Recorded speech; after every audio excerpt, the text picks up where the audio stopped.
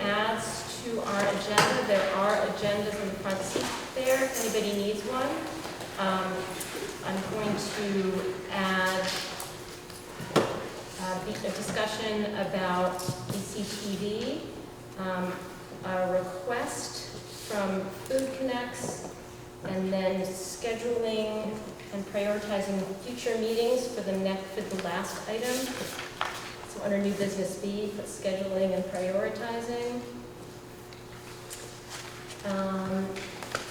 And since we have a new board member and we are a full board, I thought it might be a good idea for us to introduce ourselves to Thomas at the end there. So that, and it might be nice for the audience at home that may not have heard anything about us during our candidates night. So I will kick it off. I'm Christina Naylor. I am the board chair of WSESD. I am from Dummerston. I have 2 children at the high school now, went through the Dummerston schools.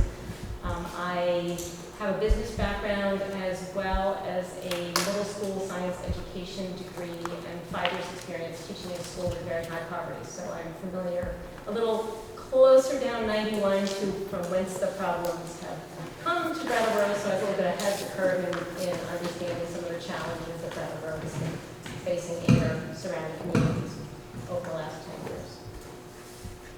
Anybody else? Kelly, you want to? I'm Kelly Young. I'm from Guilford. I have 4 kids. One just graduated from the high school, and one is going to be a sophomore. The other 2 are off into the world. And That works. I'm Sean Murphy. I'm from Guilford, representative from Guilford, and I've been on the BUHS District 6 board for the last 16 years, so used to sitting on boards and kind of excited about getting this whole organization rolling. Emily Murphy-Core, not related to Sean. I'm happy to share my meeting with him. So I started my education career as a teacher in a Montessori school and then transitioned to the public schools and worked for a long time after that in a think tank looking at governance and how school boards, superintendents, and teachers could effectively create communities together. So now I'm here and excited to be sharing work with all you guys and the community. I'm Ann Beekman. I'm vice chair of this board, and I'm from Putney. They're all talking about great educational experience. I've spent the last 6 years on the Putney board, the last year as chair, and I've been on the high school board for 3 years. I have an adult child who came through Putney and the high school, and a rising junior at BUHS. And if you want me to start talking about policy, I can for hours and hours and hours. I'm Tim Morris. I don't know that much education background or board experience. I've been on the Putney board, or was on the Putney board, for the last year and a half. And I have a rising 3rd grader and a rising pre-kindergartner at Putney Central. I'll give my background. I'm Tom Nolan from Dummerston. I don't have a lot of educational background aside from I teach English as a second language to children in China remotely. That's my best educational experience. I've been on the board of WVEW, the community radio station, so that's my work experience. And I have an 18-month-old son, so he's not in school yet. So you have a heavy investment with an 18-month-old in what we can do here together as a board. So thank you all. Christine? Yes. 2 questions. First, not one's not a question. I hope people will speak up because some of you are very soft-spoken. They're not like I am. And the second thing, do you have a place on your agenda for the public? So thank you, Jody, for your question. Jody Normando from Dummerston, thank you for your question. As I have spoken with this board before, there are standard procedures that we will discuss an item and then I will open it up to questions from the public before we finish talking about something so that we can have a board discussion first and then take public comment on something. So for every agenda item, we won't go through the agenda and then take comments at the end. My comment's not pertaining to any agenda item. Okay, then I will put you on under the clerk's report. Thank you. Because usually we have recognition. We have to get, there's so much to sync between our boards, and agenda creation is one of them. So things that I'm quite used to. I hope you I'm continue on here. recognizing visitors, as we are always having Dummerston and other areas, so Putney. It is our statutory requirement that the public has a chance to weigh in. So you can be assured that we will be observing the statutory requirements, as well as doing our duty to hear from our public, because we serve better when we do that. So I put you under clerk's report, which is normally where we've had communications in the past, and I will work on fine-tuning the agenda so that it's a little more clear for people. So, moving along to the clerk's report. I move the minutes from the 2 June 18th meetings and the June 25th meeting. Second. Any additions, questions? Yes, Sean. I have a correction. It was on page 2, and it was under the line that Frank Rucker spoke, and it said that the budget was going to be, with a $100,000 addition, it was 50 million. I don't have all the little numbers, but 50,172,000. And then right down the road, it says that Frank said 50,182,000, and it should have been 272,000. Okay, thanks.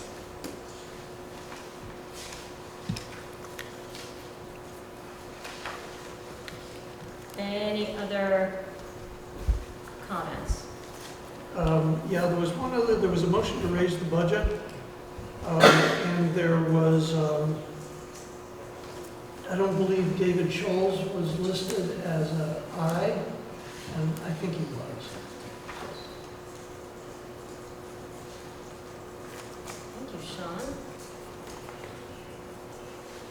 For our meeting on the 25th, when I tried to pull up the meeting that we had before the annual meeting, when I pulled up the minutes, it only showed one page in the minutes posted on the WSESD website. So I'm not sure if it's my computer trying to make me crazy, or if other people can, oh, I put it on my computer. Actually, I emailed you back about that just before coming here, and when I looked at it, it looked fine.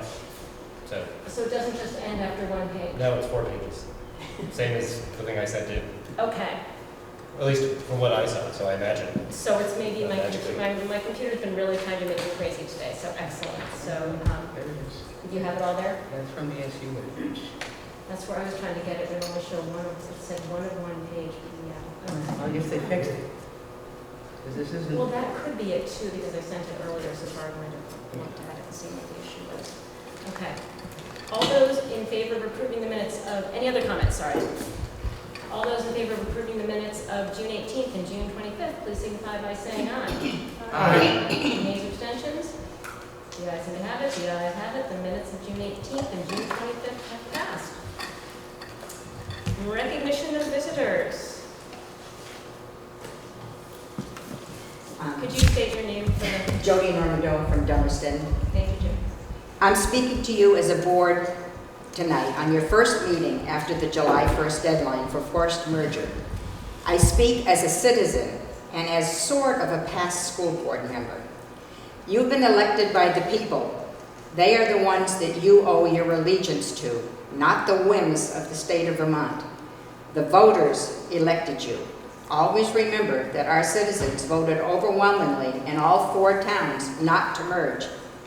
You will need to care for every single child in the district. And lately I've heard people really talking about their school and not the every single child, which was supposed to be the way it is. It won't be easy. All of our schools have done a very good job for their students, way above state average in most cases. It's my firm belief that this has been due to the vigilance and caring of the local boards and our communities. This has been a very close connection that is going to be very difficult to achieve with one board for all.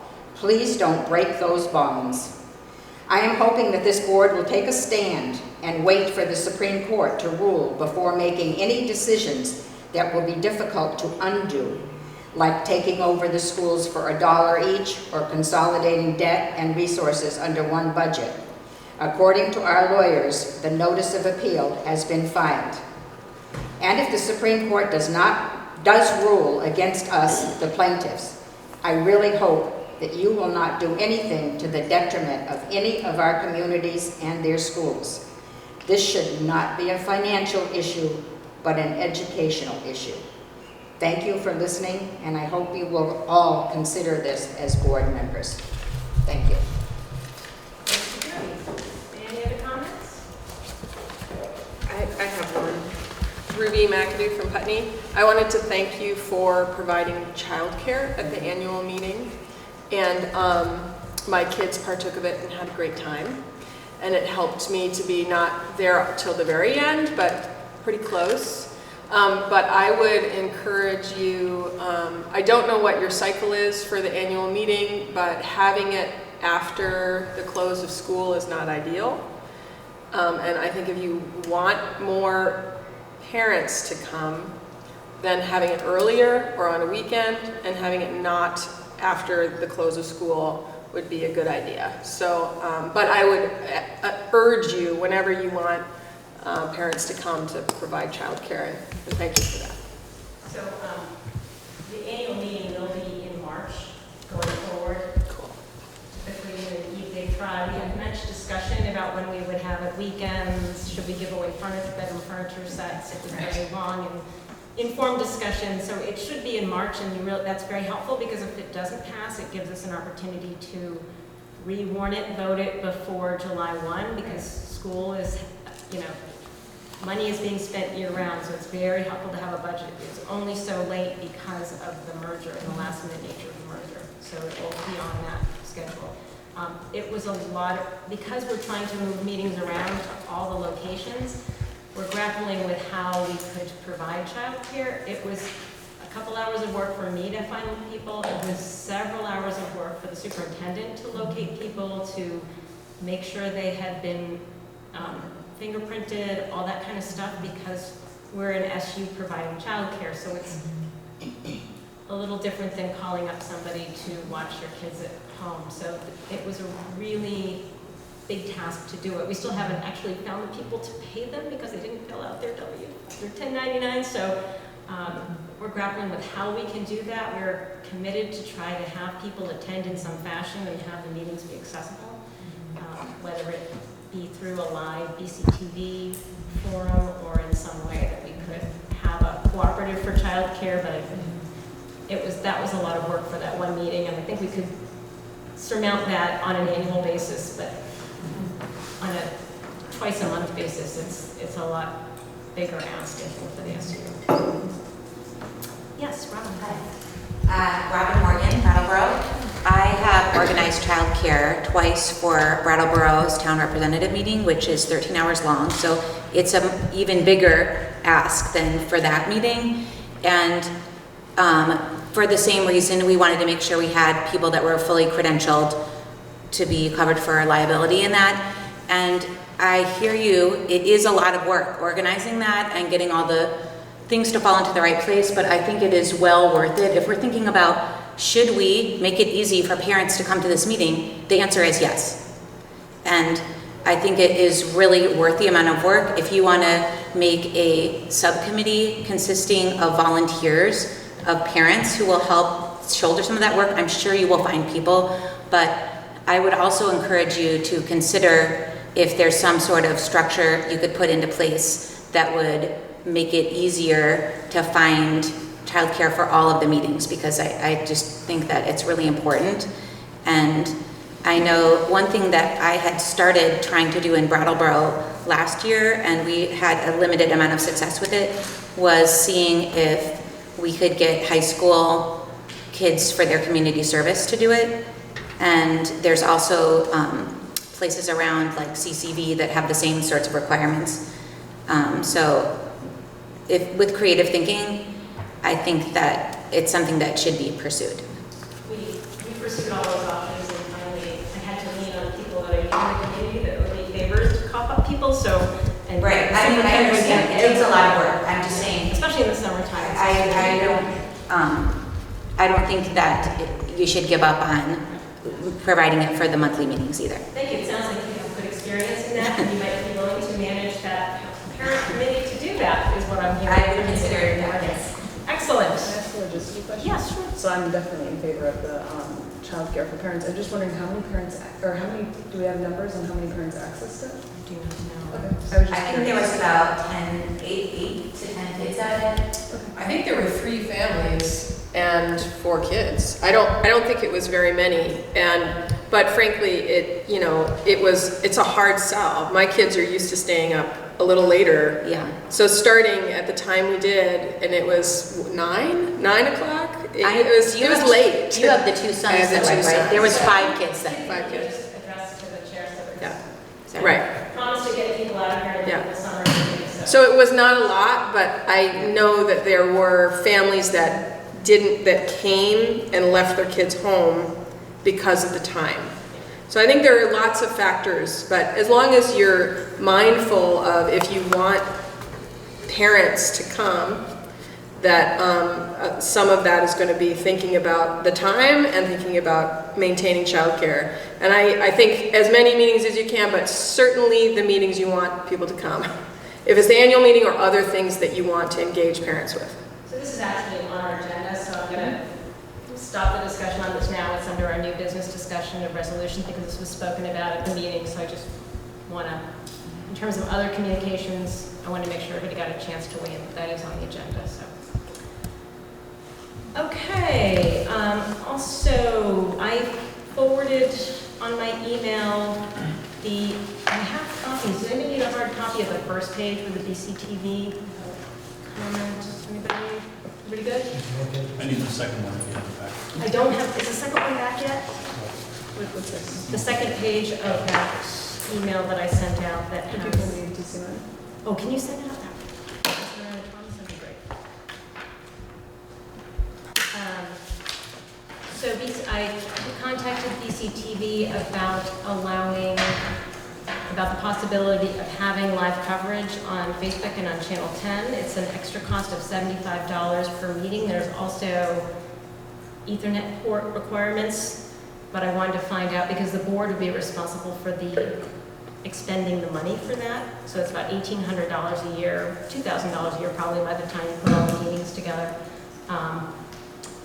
So before I go searching for what that will mean for meeting locations, like I don't think there's an Ethernet port here, so that has the speed that they're going to need. So what that's going to mean for all the rest of it. I wanted to find out if the board is interested in expending the $2,000, the incremental $2,000.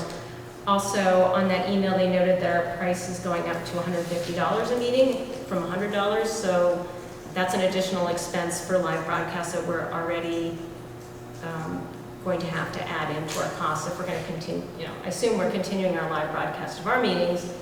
So that's an additional $1,200 on top of an additional $2,000, so $3,200 more if we want to do our current broadcasting plus live broadcasting. Sean? Yeah, I think, I very often watch the meetings afterwards, and one of the really nice things, if you don't watch it live, is you can go double speed or even triple speed over the material that isn't relevant. So I would be strongly in favor of keeping it just as it is. It's a great service.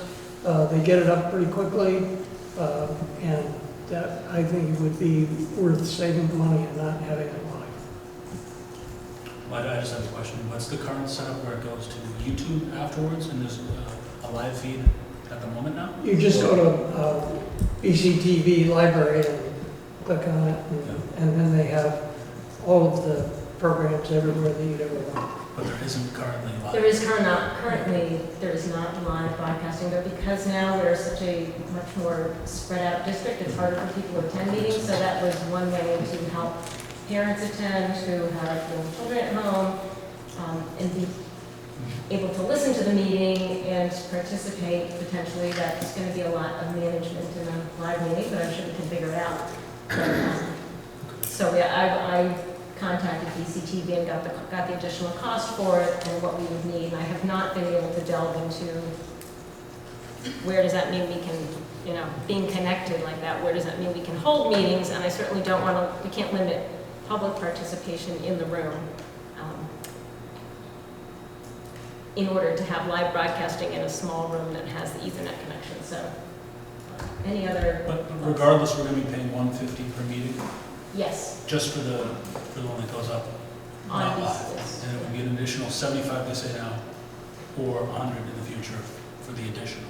So Right. we're talking 150 to a 250 meeting if it was live. Exactly. So I was the one who brought this up maybe a few meetings ago, and my main thinking was this was something that we did at the Brattleboro when we had representatives who were getting elected. We had a forum for those new candidates, or candidates in general, and there was a live feed, and people actually wrote their questions in from the live feed for the candidates, and they had a moderator that was going back and forth. Now, I don't know how that would work here, but I do think that if there's an important meeting like was brought up at the annual meeting related to the turf grass, or these kind of meetings, maybe it would be good that people could participate from afar. And then we'd have to figure out some way that we would monitor, somebody would have to volunteer for that, and we'd have to monitor the feed. But it seems like maybe it wouldn't be every meeting, but we have to figure out a structure for, in my mind, if you're gonna do it, for giving a priority to certain hot button issues that we feel like we should have more community voice in. So I would be at this point, I would love to do it, but not just make it a standard protocol.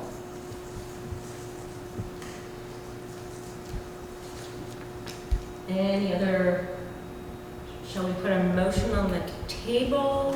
Emily, it sounds like you're making a motion. Well, I'm just gonna see if there's a motion and then I'll take public. I guess I'll move to, I'll make a motion that we consider having BCTV live for upcoming meetings that we feel, that the board feels, I don't know, so if we have support here, that the board feels are more we should invest in. I mean, we should invest in everything, but Items of particular community interest, where we feel there'll be a particular community interest or increased community interest, as opposed to your basic budget meeting where you're slogging through your tax rate. sure. Increased community interest. Second.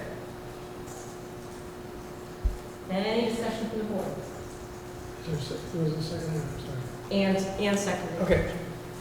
Any comments from?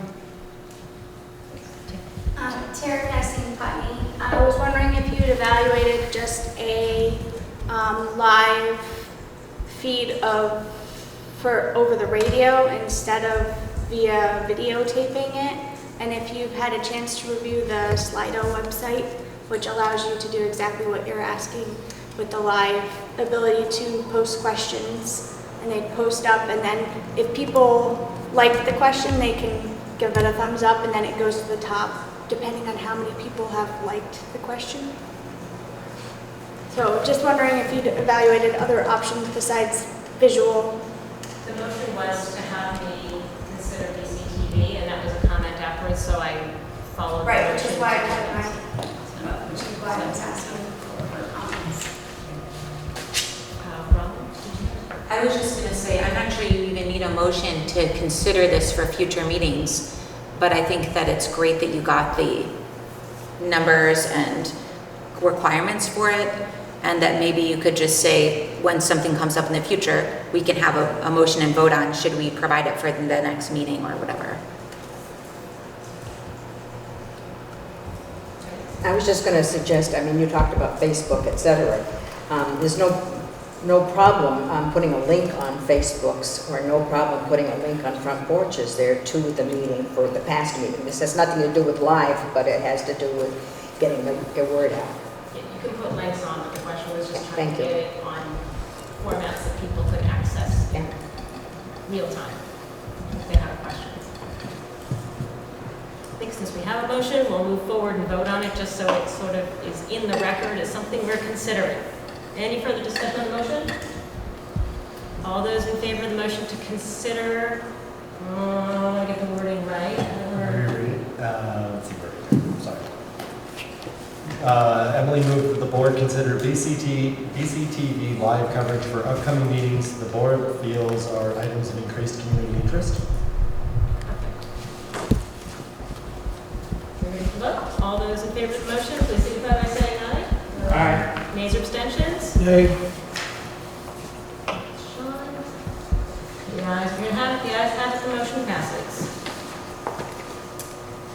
Also on additions, I had a request from Food Connects to come and present at a future meeting about their work in the schools and maybe include a student presentation.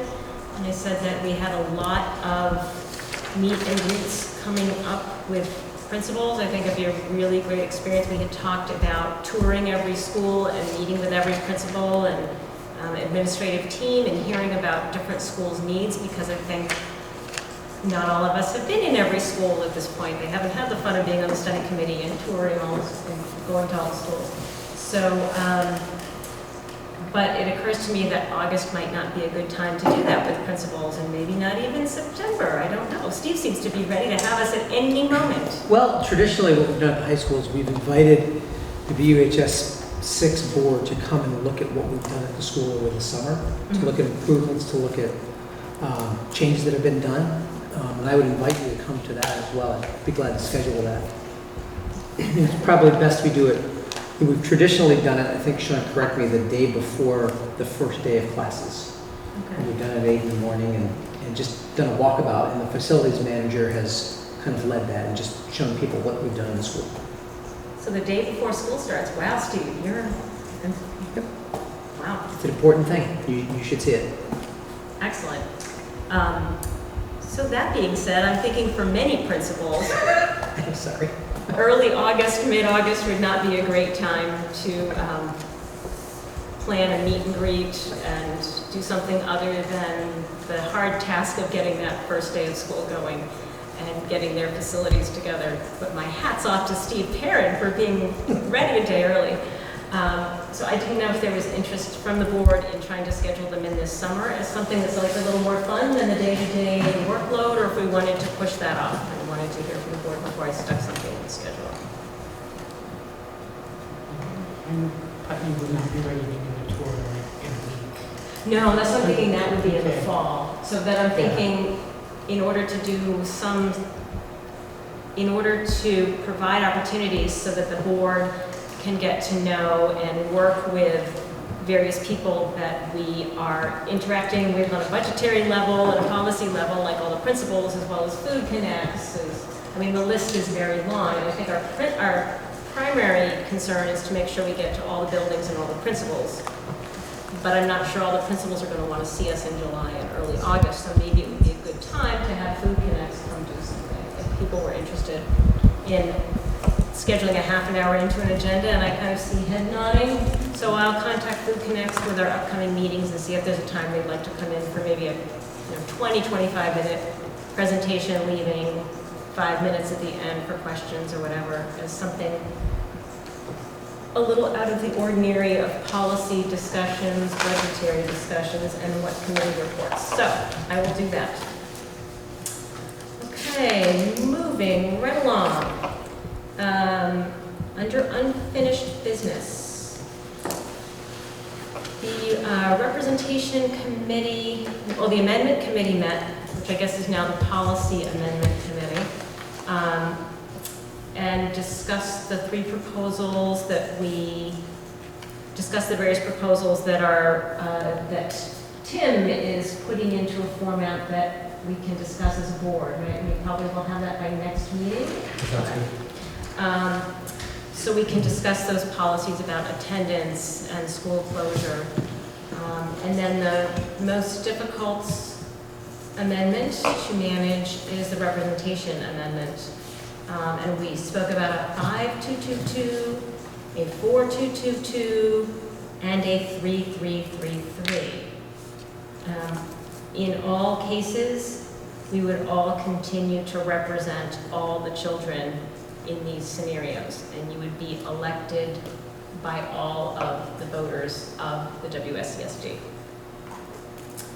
So David Scholes suggested that I bring this for a straw poll, and so we could move forward with one of those ideas to bring to the voters in September. Sean? Before we do that, it might be useful to, I've been in touch with Donna Russell Savage about the legalities and the statute around this. And it does have to proceed in a very specific way. So you'd have to make a change to the default article of agreement, and then after that is done, so that is done by ballot. And then it is possible actually to have the ballot question, do you want to increase the representatives in the town of Brattleboro? And then right below that, you could say, if this does pass, then you could vote for individuals from Brattleboro that are interested. Because every town has to vote for every member, just the way it was in the previous election. So, Yeah, there is a big time piece. So. Oh yeah, there's the warning, it's And the 30, 40 days. Yes, it's the whole shebang, and that's why we have postponed doing those other ones that are pretty much ready to go until we have this one ready to go. Yeah. And you're right, it would make sense to do the vote at the same time. Plus the town clerks are we've already asked a lot of our town clerks as our school district. So it would be nice to have one election for them, one ballot versus what we're doing here. So it would be September is the earliest we could probably do it at this point, since it's mid-July and it's a 30, 40-day warning and we don't have something on there. So the committee was hoping to get direction from the full board about the way we wanted to go, so we could get the wording for the amendment and then the wording for the ballot crafted in time for September. Well, I'd be in favor of 4 members from Brattleboro, 2 from Dummerston, 2 from Putney, 2 from Guilford. So that's one from, so should we just go down and say should we do the straw poll as David Scholes requested? And, So just so because not everybody was here at the meetings or attended, some of these, the straw poll numbers, I would think should be explained a little bit, maybe, before, because I don't know that Tom, sorry. Sure.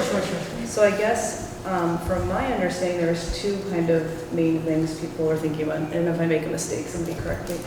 So one, Brattleboro had brought up representation as they didn't feel that having 2-2-2-2 was fair to them, because they represent a lot more of the voter population, the student population, and the tax burden.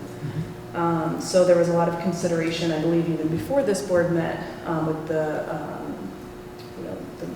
transitional board, and even before that, about would we have more Brattleboro representatives or would it be equal? And that right now, obviously, it's equal. So 5-2-2 would give Brattleboro, I believe 9 was actually proportional. 9, I don't know if it was 2-2-2 or 1-1-1. I wasn't in those conversations, but I think Christina was. 5111 was directly proportional, in which case, but that's a different vote. Yep. Because the proportionality is related to yes. So if you're voting, so there's two ways a vote can happen. This is an extremely in-depth constitutional issue of one person, one vote. So if we're all voting as a whole, proportionality does not, if we're all voting for all of the people, obviously Brattleboro has the majority of the voters, so therefore proportionality, the Brattleboro has a proportion of the vote, so they have the ability to choose Dummerston's, whatever. If you're doing a strictly proportional where Dummerston, Putney, and Guilford choose their representative, and then Brattleboro chooses their representative, then you have to be really concerned with proportionality. So you have to have, it's a 5-1-1-1 would be or 10-2-2-2. But in order to get that proportionality for the one person, one vote constitutional requirement,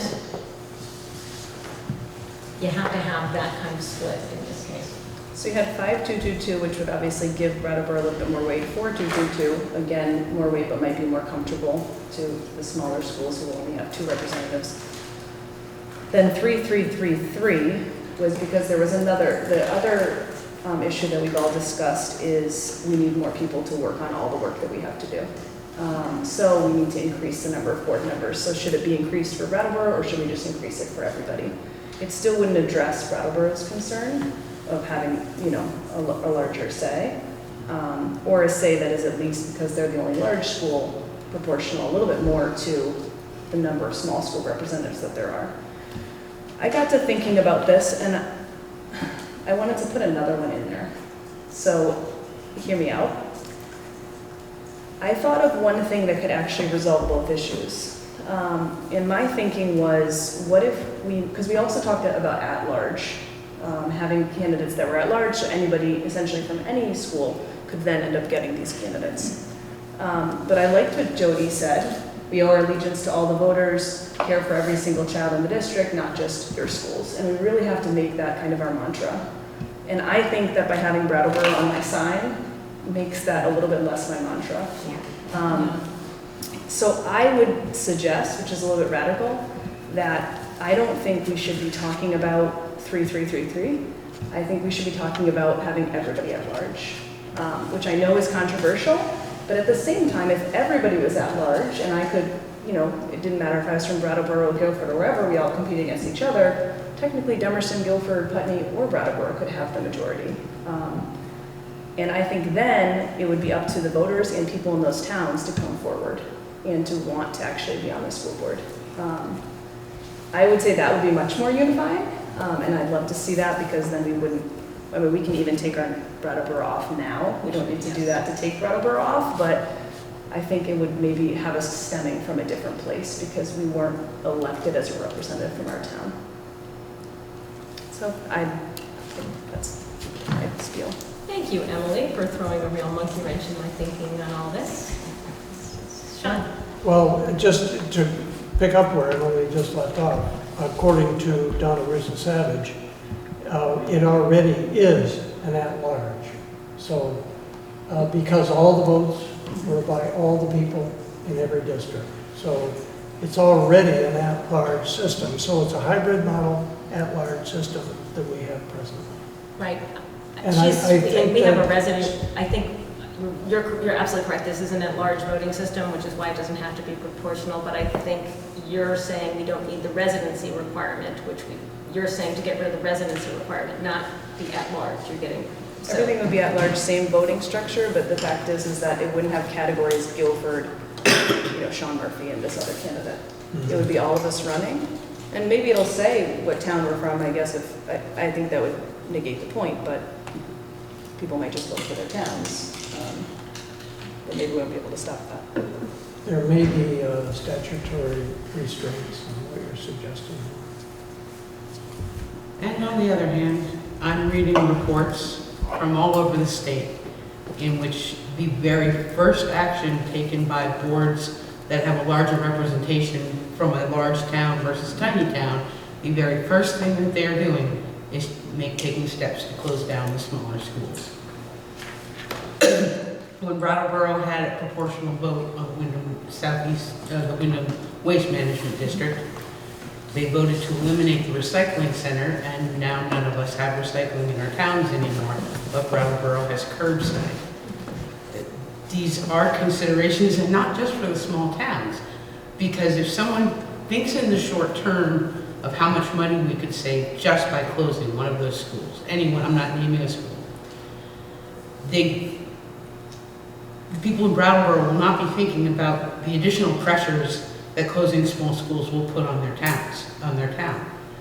Your housing market, not your housing values, will be subject to additional pressure, because who wants to move into a town where your kids aren't, you're gonna have to drive for a long time. And it took my kid 45 minutes to get from my house 5 miles out of Putney to Putney Central School. 45 minutes there, 45 minutes home. It takes longer, obviously, to come from Brattleboro on the high school bus. But that's only stopping to pick up a limited number of children. What I see is the people who are marginalized in Brattleboro being pushed even further toward the margins and eventually creating a situation where only the wealthy can afford to live in Brattleboro and the poor will get pushed out rurally. And that will create a whole new class of children who can't access their education in the same way the kids in town can. I think that the small towns have a place to defend themselves, and trust me, I do think about the kids in Brattleboro, and I think about the kids in Dummerston, and I think about the kids in Guilford. But we're setting ourselves up to just follow in the same footsteps that are already demonstrating themselves throughout the state. Sorry, I get emails every day about this. It's not that easy because I know you pay more in taxes. I mean, not you personally, but I know you're responsible for more of it. But if we're going to just create a different kind of inequity, that doesn't help. And you and Dave, I don't think, are the people that the outlying towns need to be afraid of. And I don't think any of this will happen soon. But I think it's a definite path. It's where it led in West Virginia. It's where it led in Maine. It's where it's already leading here in Vermont. So I have to speak in favor of the 3333 because we have to work things out then. We can't have a new group of people from Brattleboro, 10 proportionally from what I understand, going, wow, we could save $50 million. We could save $3 million if we closed X school. Because it's going to be very tempting. And it would just lead us down a place that we already know failed, because I also have the reports from the other states where consolidation happened, just like we're doing now. And any other? I'm also a little concerned that if we were simply at-large voting without consideration for town, then Brattleboro would simply have all the seats. There's more voters in Brattleboro, by my understanding, than all of the other 3 towns combined. So, You have to look at voter turnout. well, I mean, again, I think when you look at at least at the annual meeting, it seemed like a lot of our Brattleboro people were there. Maybe I'm wrong. Any other board? I'm in favor of the 3333. I recognize that the residents of Brattleboro have a concern about their representation, but I again say their representation is seen when it comes time to vote. They have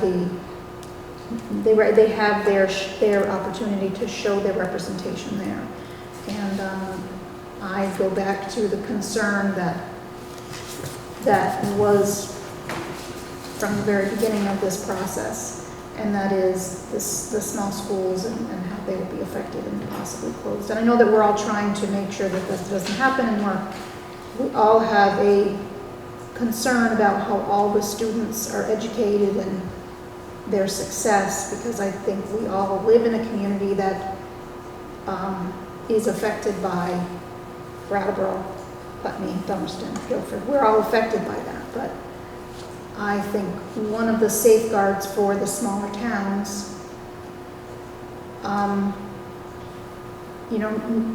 there were some people in the towns who wanted the merger. Most people didn't, and I think that being pushed to something that you don't want, to at least have something to kind of grasp onto, well, at least we have this to safeguard ourselves, and that's what my concern is. So that's what I would vote for. Originally, that's my feeling, that we have to take into consideration that the towns, even regardless of the size of the population, the towns overwhelmingly voted not to be merged, that we have to at least give them something so that they don't feel like they're being pushed into a direction that they didn't consent to. So if that part, if we can at least do that, I think that will address some of the smaller towns.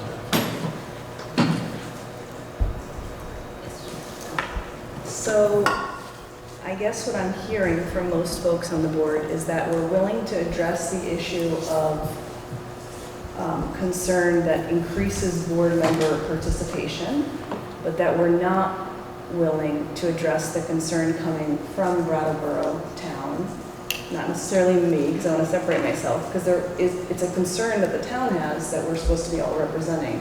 So if there were tons of voters here, regardless if you're from Guilford or wherever you're from, you're supposed to be responding to those voters and also creating a solution that works for them. And what I'm hearing now is that the solution, we don't care what works for them. This is what works for the other towns.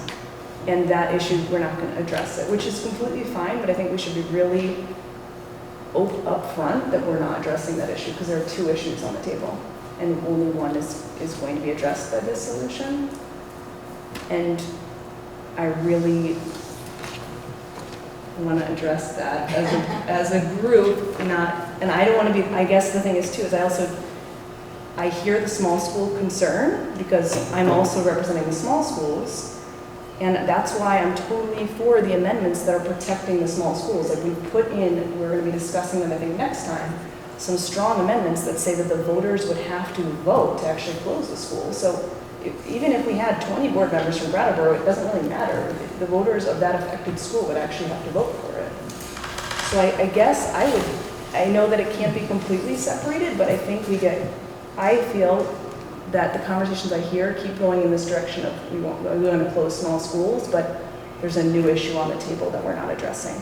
So I'd just like you all to consider, to think maybe it's none of these things. Maybe it's that we bring more Brattleboro people on, but they don't have a vote. I don't know.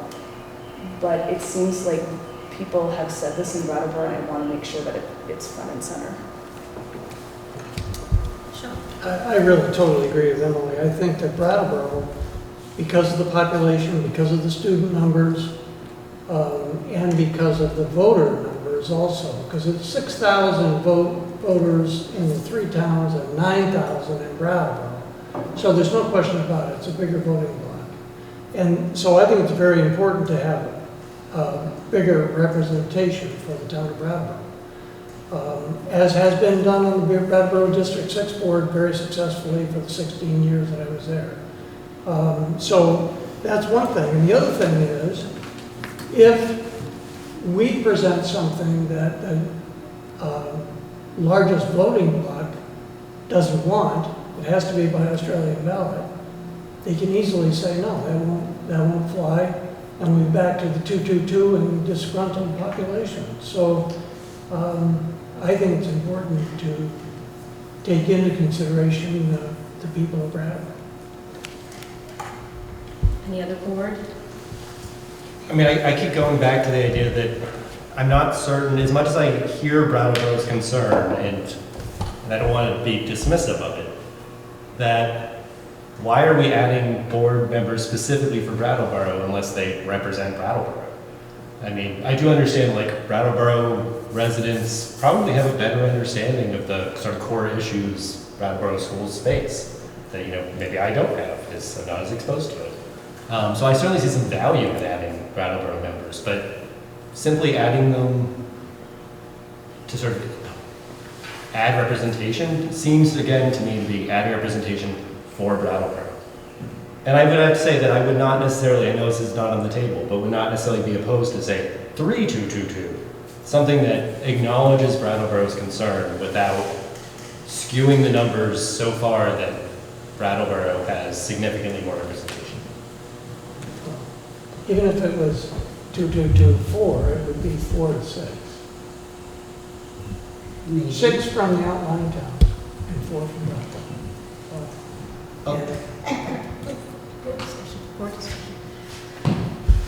Although I do have to question that when it comes down to it, and I know this sounds like we're bringing up the knives again, I'm not meaning to.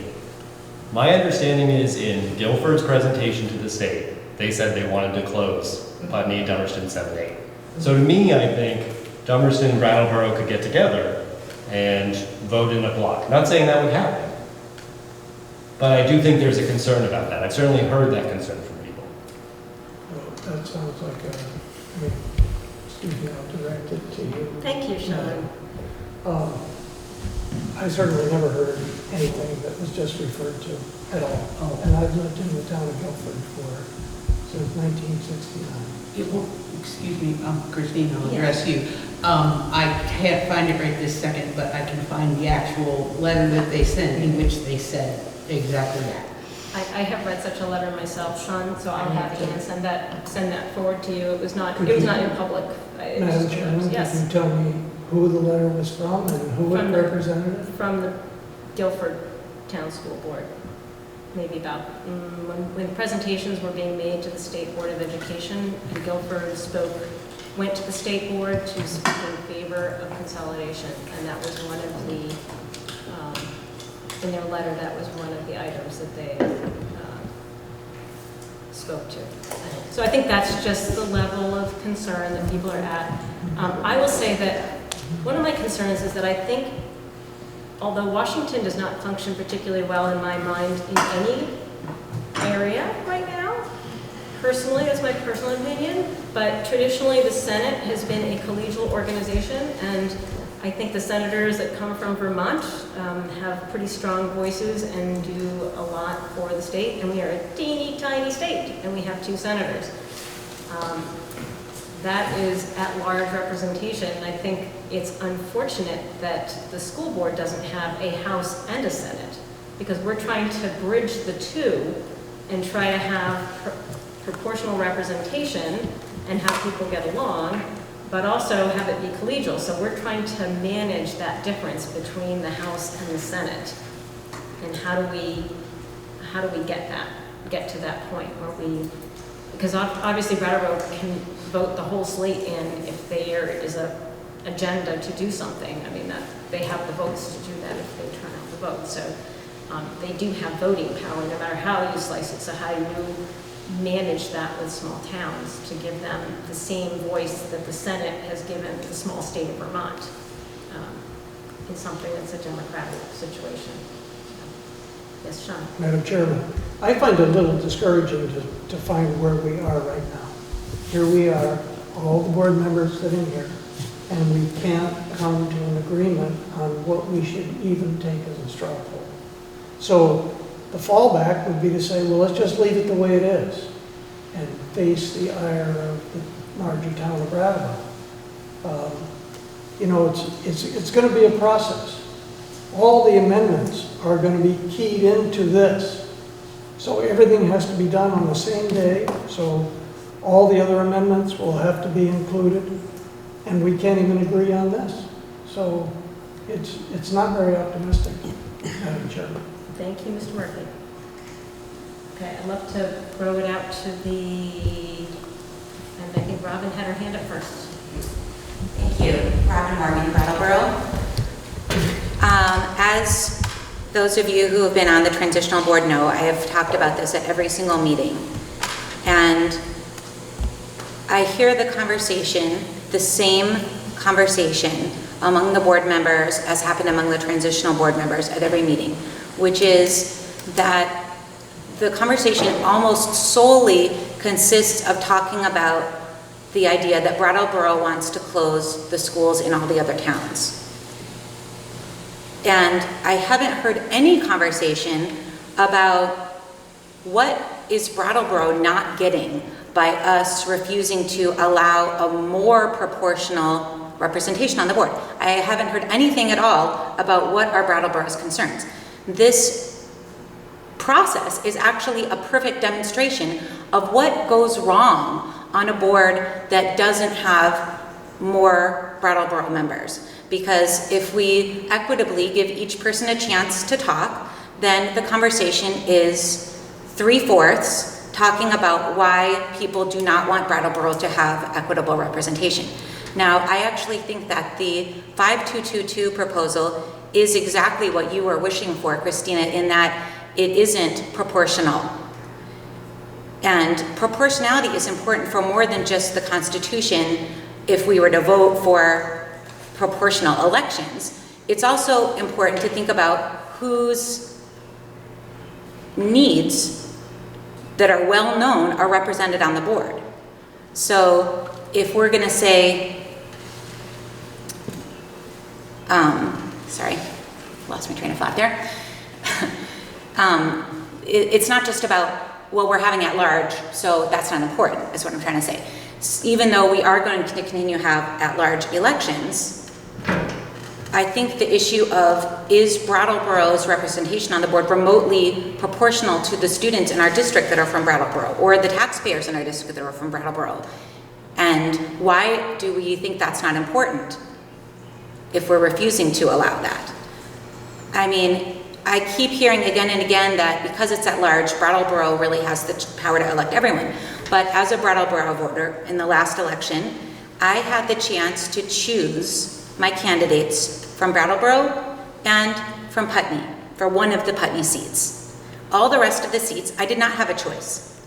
And there's one person on this board who I'm sure you're going to be an awesome board member, nothing personal, but I did not get to even nominally vote for the only choice of, but that was simply appointed by someone from that town. Now, everyone who kind of cringed at the idea that these be at large, why was that? Why did you not feel comfortable with that? I think it's because we all see the value of someone who has deep knowledge of the community serving on that board. And you can't know the needs and the desires of the community as well as someone who actually lives there. So if you're feeling like, I know the people in my community and I don't want to not have voice on this board, then I would just ask you to extend that same imagination that people in Brattleboro feel the same way. When we take the most diverse and least economically privileged of our communities and say that they only deserve one board member for every 6,000 residents, and that the other communities deserve one board member for every one-ish thousand residents, you know, what are we really saying about how much we value and respect Brattleboro's needs on this board? There is not room for people on this board, literally, who could be interested in serving. Your board could be having a much bigger diversity of views and diversity of people if you are willing to add more members from Brattleboro. And if I just want to say one more thing. If I leave quickly after this, it's nothing personal, but I have to take my daughter for ice cream. I just want to clarify that Dummerston did not appoint Thomas Nolan to the board. It was the board that appointed him. We only had one candidate, but the Dummerston Select Board only weighs in on candidates.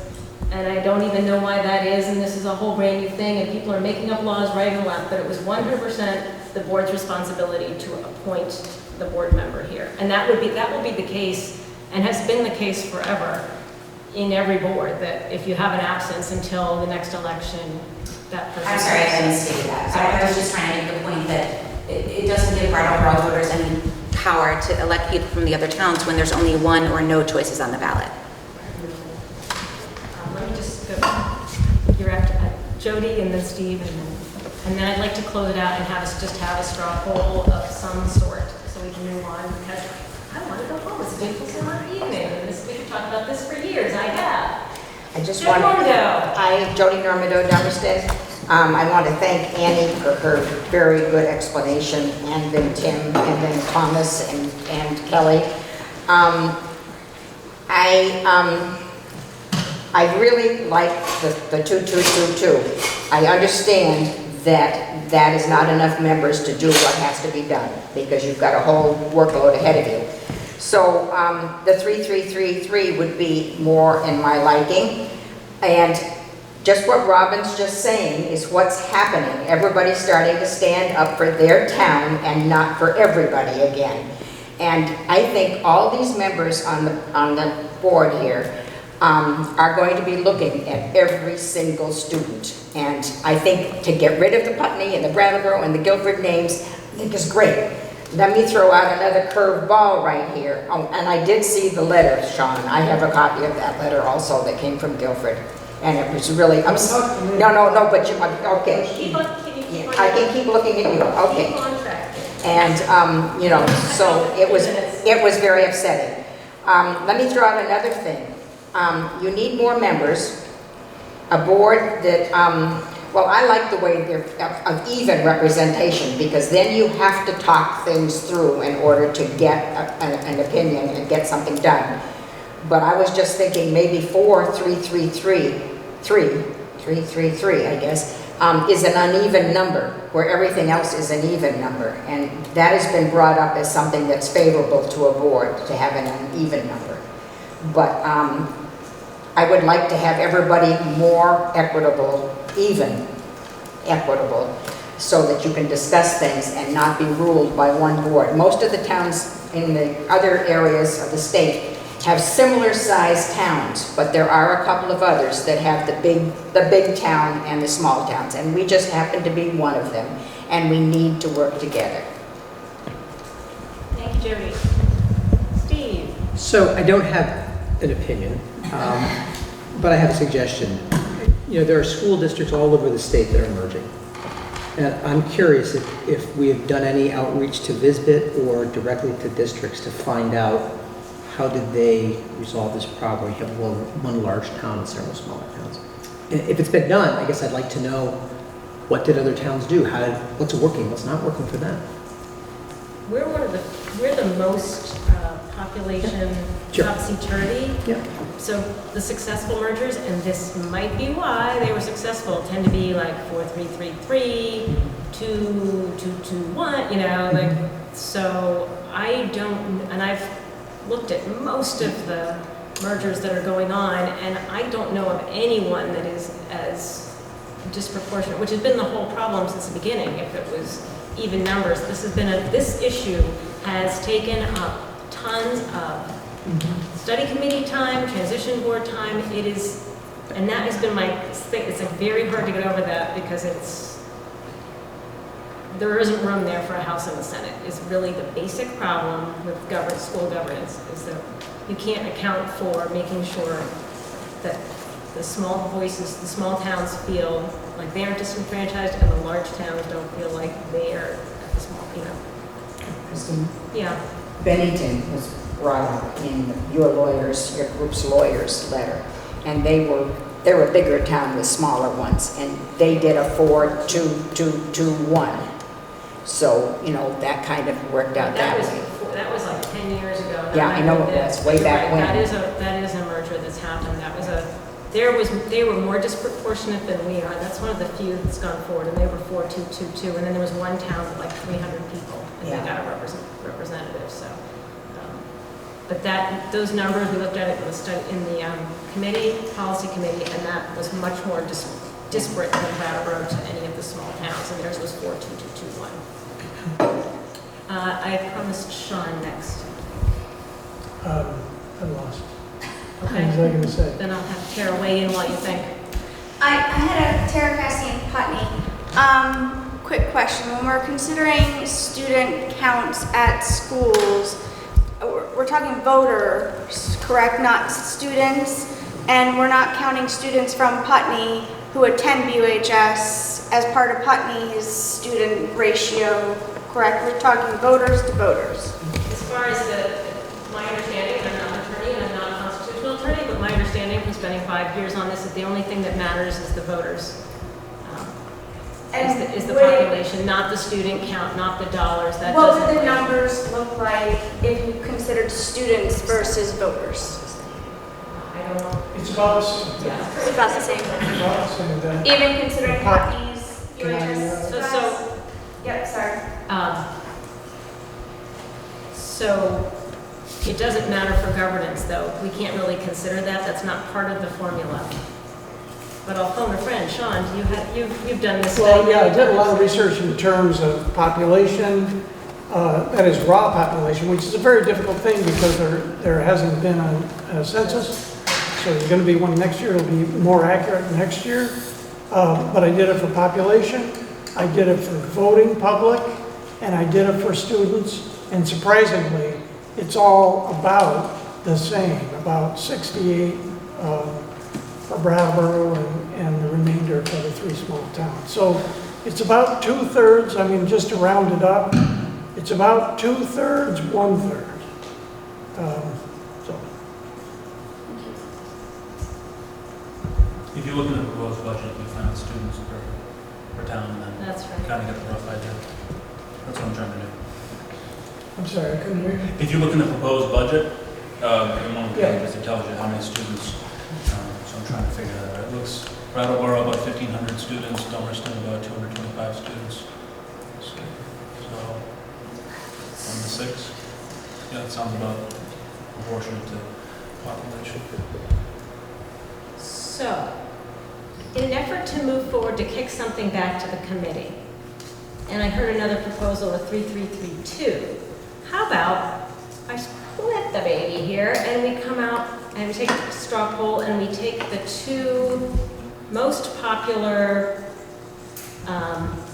options and send it back to the committee to have the attorney vet it and have us discuss it more thoroughly on a committee level so that we can move forward with tonight's meeting and kick the can down the road 2 more weeks, but at least maybe there's something holding us back from doing one of the things or the other, and that might we could talk about this till 10 o'clock tonight, but there may be some legal input into this. So if we can go forward, we also didn't want to send, attorneys are expensive, we didn't want to send out this whole carte blanche to the attorney, so I think we could go forward with 2 options to look for.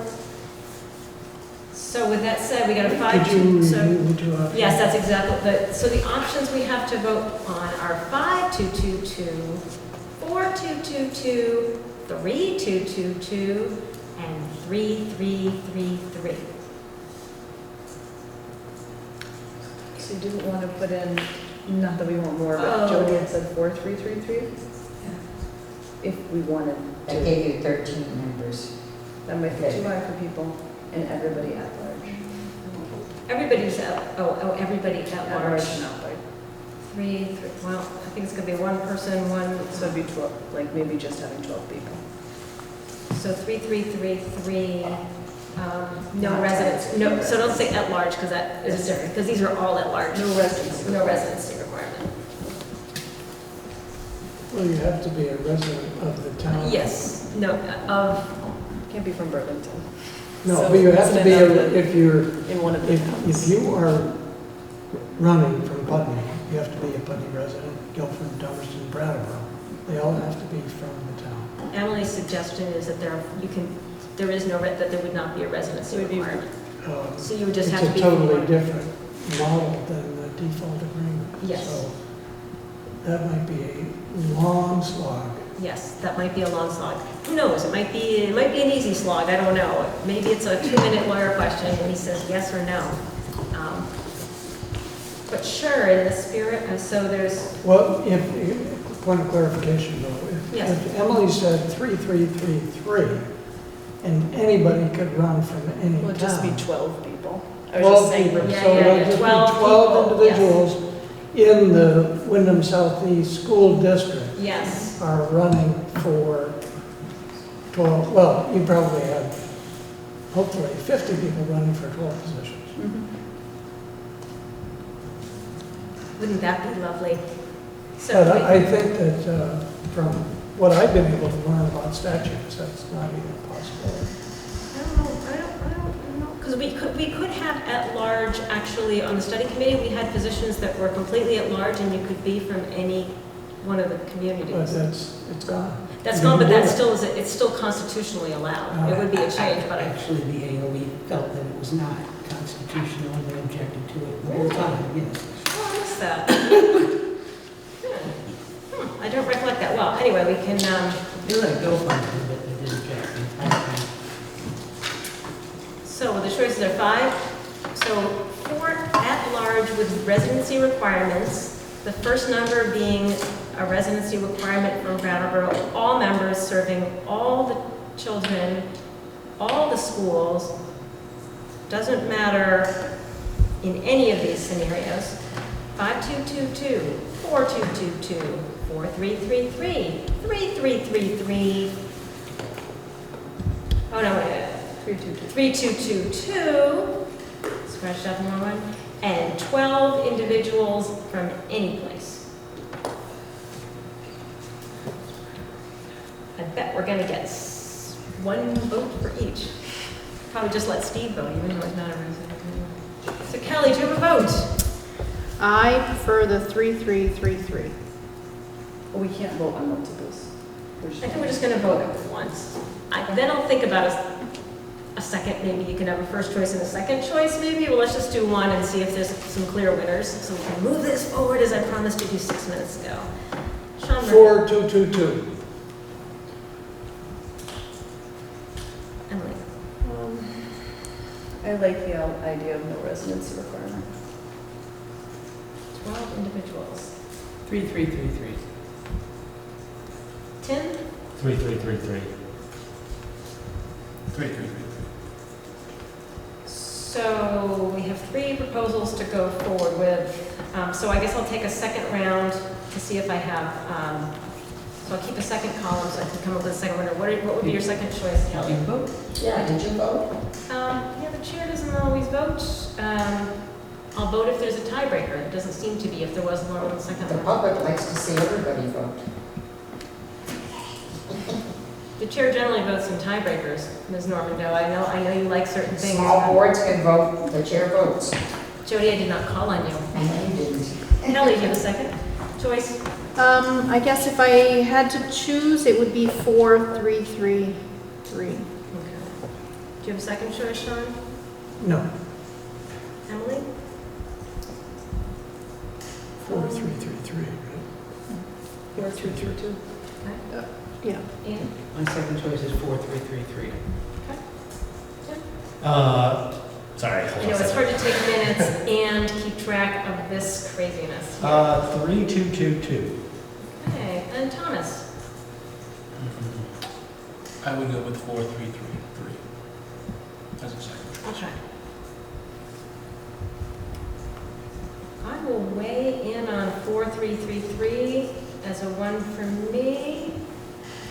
Therefore, and trying to help some things go forward with top votes and trying to choose between ones that other people have voted on. So I will vote for 4222. I will bring this back to the committee. We will report back. Can you Next time. list how many were? Sure, there was none for 5222. There was 2 top votes for 4222 and 1 second choice vote for 4222. There was 1 first choice vote for 4333 and 3 second choice votes for 4333. There was 1 second choice vote for 3222. There were 4 first choice votes for 3333 and 1 first choice vote for 12 individuals, no residency requirement. How many was the last one? 1. Christine, just point of clarification, it sounds like the 4333 would be the 3 outlying towns with 3 and the town of Brattleboro with 4, is that correct? Yes. I'll bring that back to the committee. We've moved into the beating something to death. Thank you all. Thank you for all the input. Okay. General policy adoption plan. I want to warn the SU policies that exist for the next meeting to adopt them all so we have policies going forward. I can't, hopefully for the next meeting, yes, 10 days. 10 days notice on the policies, just so that we have policies in place, and then we can go forward with the changing of policies and updating of policies that we do, but right now we have an SU with a district without, a supervisory district without any policies. So in order to get policies going, we're just going to vote a slate of policies at this point so we have something, and then start taking the policies apart, looking at them with an eye to how do we coordinate individual school policies. As far as individual schools policies, there's a couple that we have some challenges with because they may conflict with the articles, the default articles that we have.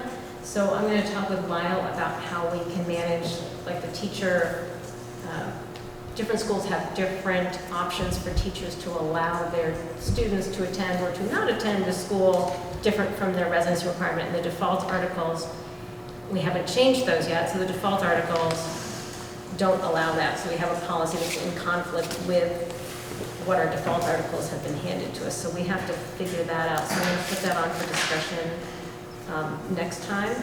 once we sort of figure out what we can and can't do in regards to the default articles, and Lyle was working on that, but we did not get to a point of understanding what could be done. In fact, it's been a challenge just to figure out what everybody's individual policies are.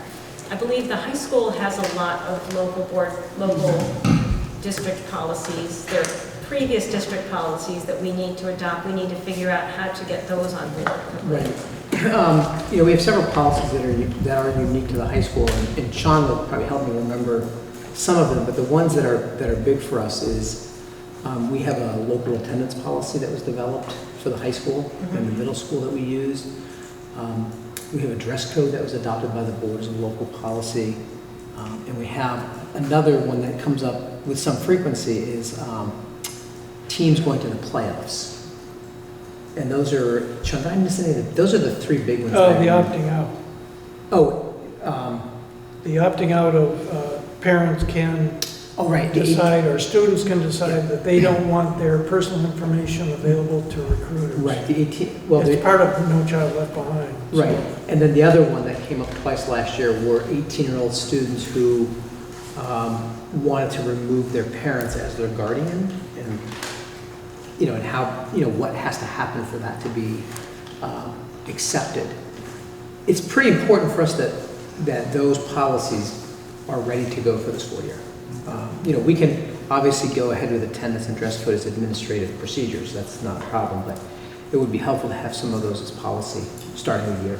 So I would love to get those into Barb so that they can be warned for 10 days, so Sure. they can be adopted as policies for the BUHS. Sure. And I don't know if BAMS has a similar, It's all one. it's all one in All of terms our- of policies. Okay. And the career center. Yeah. And the Career Center, so if those policies can be identified in such a way that Sure. it's clear now that you're not your own standalone district, that it's clear that that is a policy for those schools and those facilities, then we can get those warned and we can do it all as one vote, get them in place so that we're just covering the big bases right now and making sure you have what you need first day of school after we visit you. Does that sound good to everybody? How to get things going? Excellent. We have 2 requests for alternate school attendance that Lyle has brought to our attention, and since one of the requests would make the family very identifiable, I'm going to entertain a motion that we move into executive session under 1 BSA 313, where the records of a student are not made available to the public. Would somebody be willing to make that motion? So moved. Thank you, Sean. Second? So we are going to leave for a few minutes to discuss alternate school attendance. I think it will be under 5 minutes. And we'll leave because BCTV would have to then, so it just makes it so much easier, and you can feel free to walk about the cabin, and there will be action, and there will still be a meeting afterwards.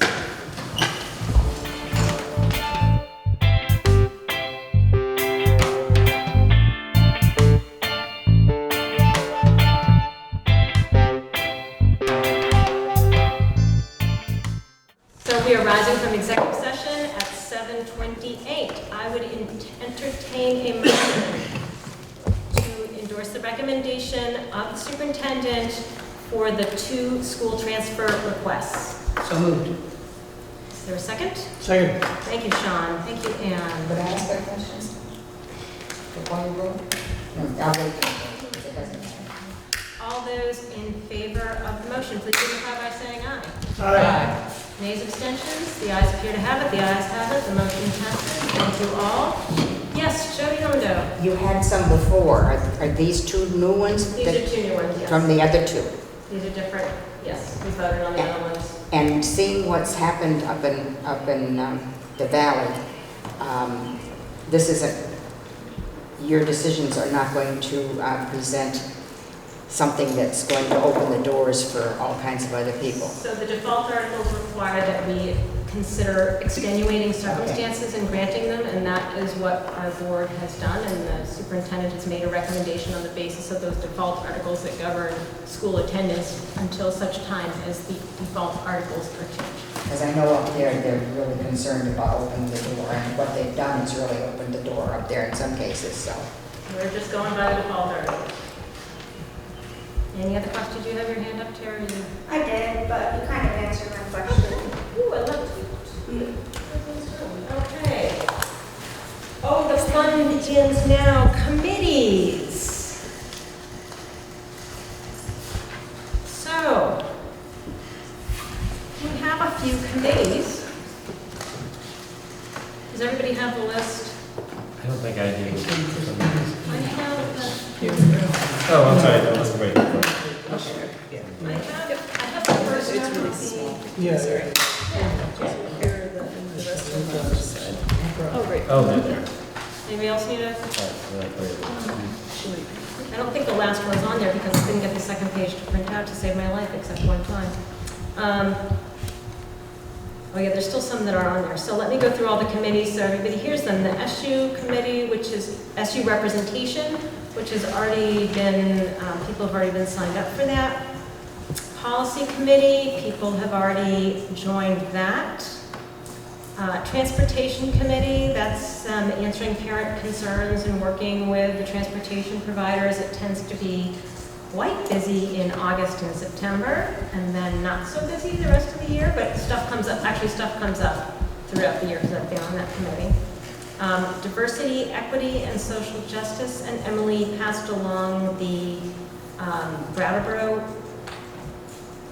description of their diversity equity committee. So that's just, that's the SU, okay, oh, okay. There's all sorts of different equity committees we found out. Then there's the school programmatic equity goals and measurement. So that is to understand programmatically as well as in terms of results how our schools are doing and assure that we are moving towards more equitable education opportunities for all of our students. Finance, buildings, and grounds, we looked those together. Those are the traditional working on budget preparation and making the recommendations to the full board, identifying and prioritizing buildings and grounds projects with, obviously, SU staff and principals. And I put on there review of warrants for recommendation to the full board because that is going to be a huge job. And so that might be a good thing to be on the finance committee. I know Sean is a really good warrant reader. Communications committee, which has already been established informally, and we have some former board members working on that. And then the personnel committee, which will be a very big committee this year because it is a contract year, I believe. Is that true, Steve? It is. Yes. Both contracts. Yeah, both contracts. Great. So that is a really, that's great. In our first year, we've got to do contract negotiations for everything. So that's, yeah, so both contracts. And then also overseeing the 1% funds, and also to discuss, lots of boards have had a policy of having a board member serve on hiring committees, especially for key personnel. And so if we want to go forward with that, that would make sense to put that within that committee, I would think, or we could just put that at large, or we could just choose not to do that. That is a board decision, but I put that underneath there as a concept. So I think we all need to think about at least 3 committees that we're willing to serve on, because we can't do everything in these meetings. Well, these meetings will go 4 hours, so we really need to get a lot of stuff done at the committee level and bring it back to the board. So Sean? Well, I have a question about transportation. I think that type of work that's as described on this email would be done by administrators primarily.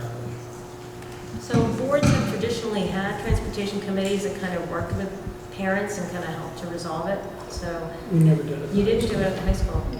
But we didn't have one either. Really? Really? I mean, I think the, I've had this on the agenda for like 3 weeks, so I just kind of, for 3 meetings, so I was like, oh, that's pretty good. All right, well, let's get rid of that one then. yeah, you think? Sure. May I make a suggestion? The principal of the high school agrees. Let's put it in the policy committee. It's a policy. And it's, Yeah. since it's only temporary, things that would fall into that, I guess you'd have to know what is the level of, when does it raise to a level of concern for the policy committee versus the individual schools? Well, I mean, if I could say something a little bit broader, and that is, it's not really the job of the school board, in my view, to micromanage things that can be done by hired experts, i.e. principals.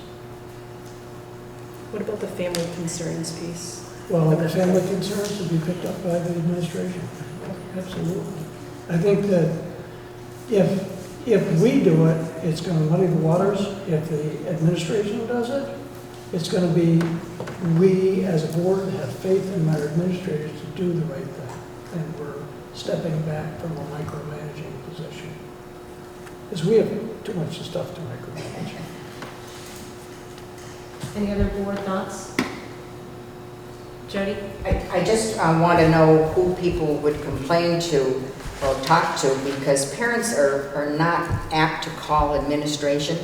And I know this year from Dummerston, and I think from Putney too, if I'm not mistaken, the high school bus was really late many times. And so I don't know who parents would feel more comfortable talking to, and that's an issue just with the parents and not with administration, so. Well, that issue, they call me, and we fixed it. Yeah, but parents don't want to talk to you, so. I guess if that's the, I'm not supposed to, Don't. parents don't want to talk to administration. They have enough trouble walking in the door sometimes of a school. It's what I'm grappling with, the difference between what we've had and Sean's very good point, that we only have 8 people here, and I think it was really great when there was 5 of us in a small community, that people could call up the phone if they, instead of going to administrator, but maybe this is something we can't do right. Maybe this is not something that can be on the board purview right now. I agree with what you're saying, and I think it was really helpful to have that, because we heard a lot of concerns and could improve things and would work, obviously. They were brought right to administration to say, okay, this is what I'm hearing, and it was more of a collegial. Yeah. We were not micromanaging, we were managing a family's concerns and our knowledge of the roads and the road conditions, where the principal may not have known all the road conditions on any given day as people in the community would. So I hear your concern, but I also hear Sean's concern, and I have that concern as well. I haven't heard discussions today about committees for individual schools that would work with this board on those subjects. Would this be something that would be defined as a committee action item? So that, you're talking about leadership committees? Yes. Leadership councils, that's going to be a great place to put transportation, is have leadership councils kind of work on ideas for improving transportation. Because they would know their individual community Right, requirements. right. Yes, Sean? Well, I was going to say that I think, parents could always have the boards here. So the board could be the liaison between the administration and the individual parents or students. So I don't know exactly how that would be done, whether they come and make a brief presentation, but the board shouldn't be making decisions at that level. No. The administration should be making those decisions of each individual school.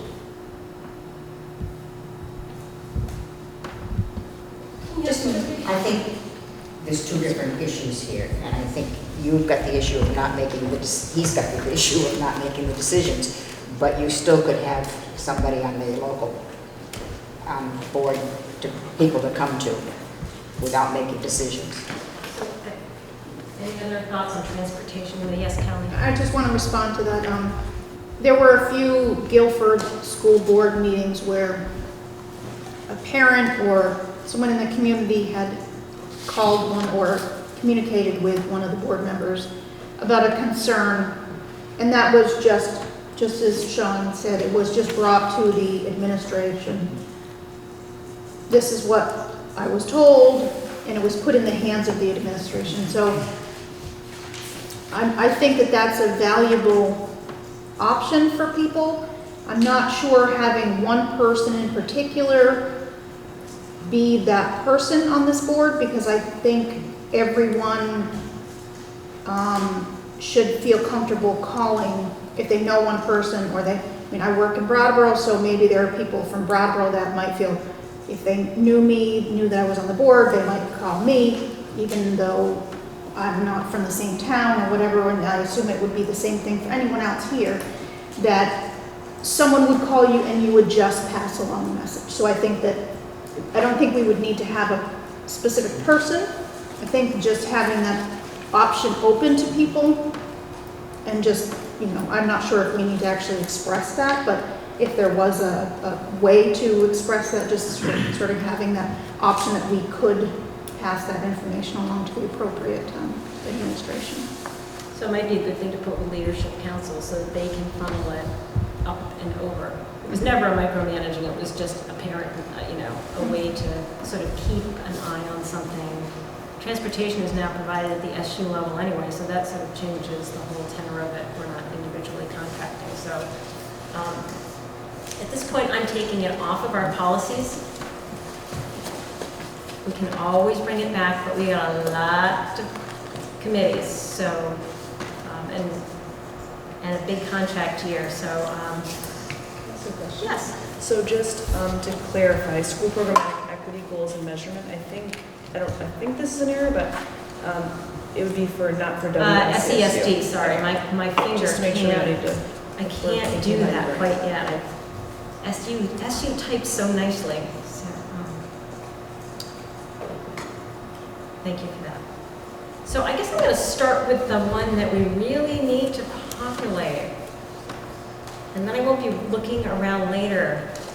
And that is the Personnel Committee. Okay. Yay, Anne. Thank you, Anne. We have a committee of one. You better join me or I'm going to come up with really bizarre terms. Anybody else? I have never served on a negotiations committee. So if somebody has experience, it would be really helpful. It would probably be a committee that would meet relatively infrequently on a non, negotiation year. But I'd be interested to know what the job description would be in a negotiation year. Maybe Mr. Parent. Sure. So generally what happens with negotiations is there's a time when the committee would meet with the superintendent and discuss what are the contractual issues both for the certified staff and for the non-certified staff. At the same time, committees from those unions would be doing the same thing. They would be preparing their proposals. There would be an exchange of proposals. Generally, proposals break down into two things. The things that have to do with money, salary and health care, and then working conditions, the other language. What happens at that point then are meetings that would happen with some regularity. At those meetings, there would be a back and forth. There would be conversations.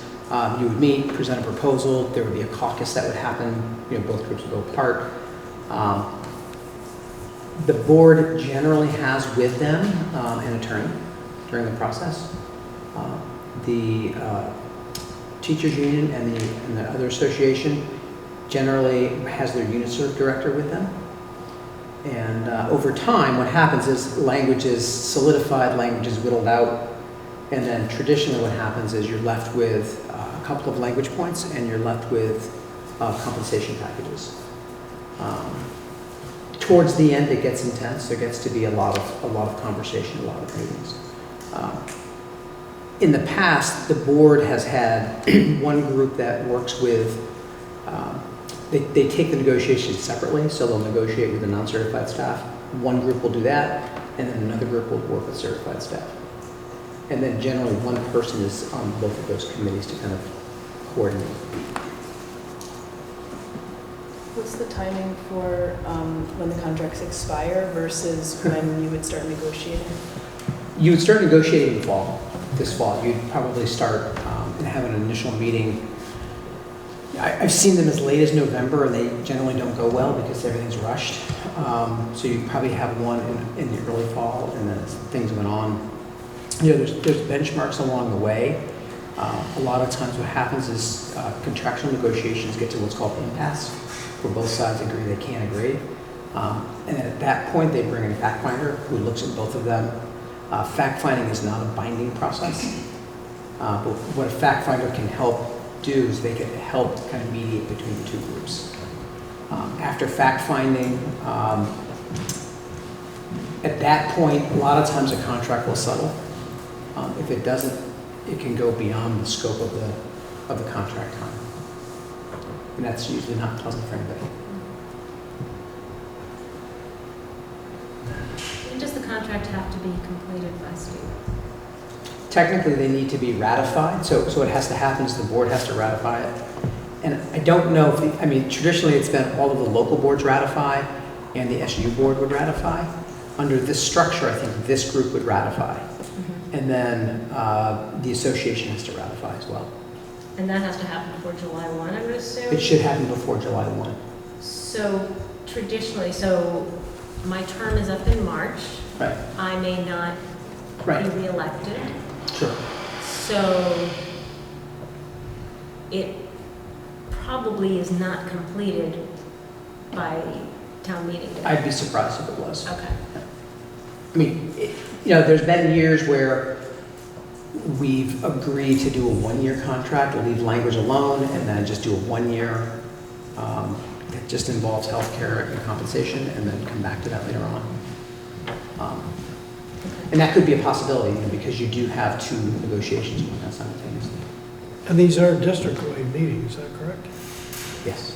So it would be all the representatives from all the schools and the high school and the career center. I mean, it would be everybody. So You mean in it's terms not- of? Well, it wouldn't be District 6, and then you'd have to go to the old, it's everybody. It's everybody, right. So I had a question, and once again, perhaps Steve could answer.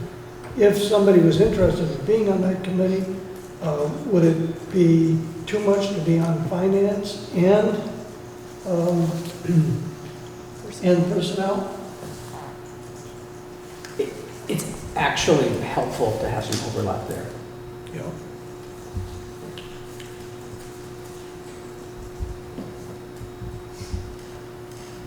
That's a big lift, but if somebody's willing to do it, that would make you a superhero board member in my mind.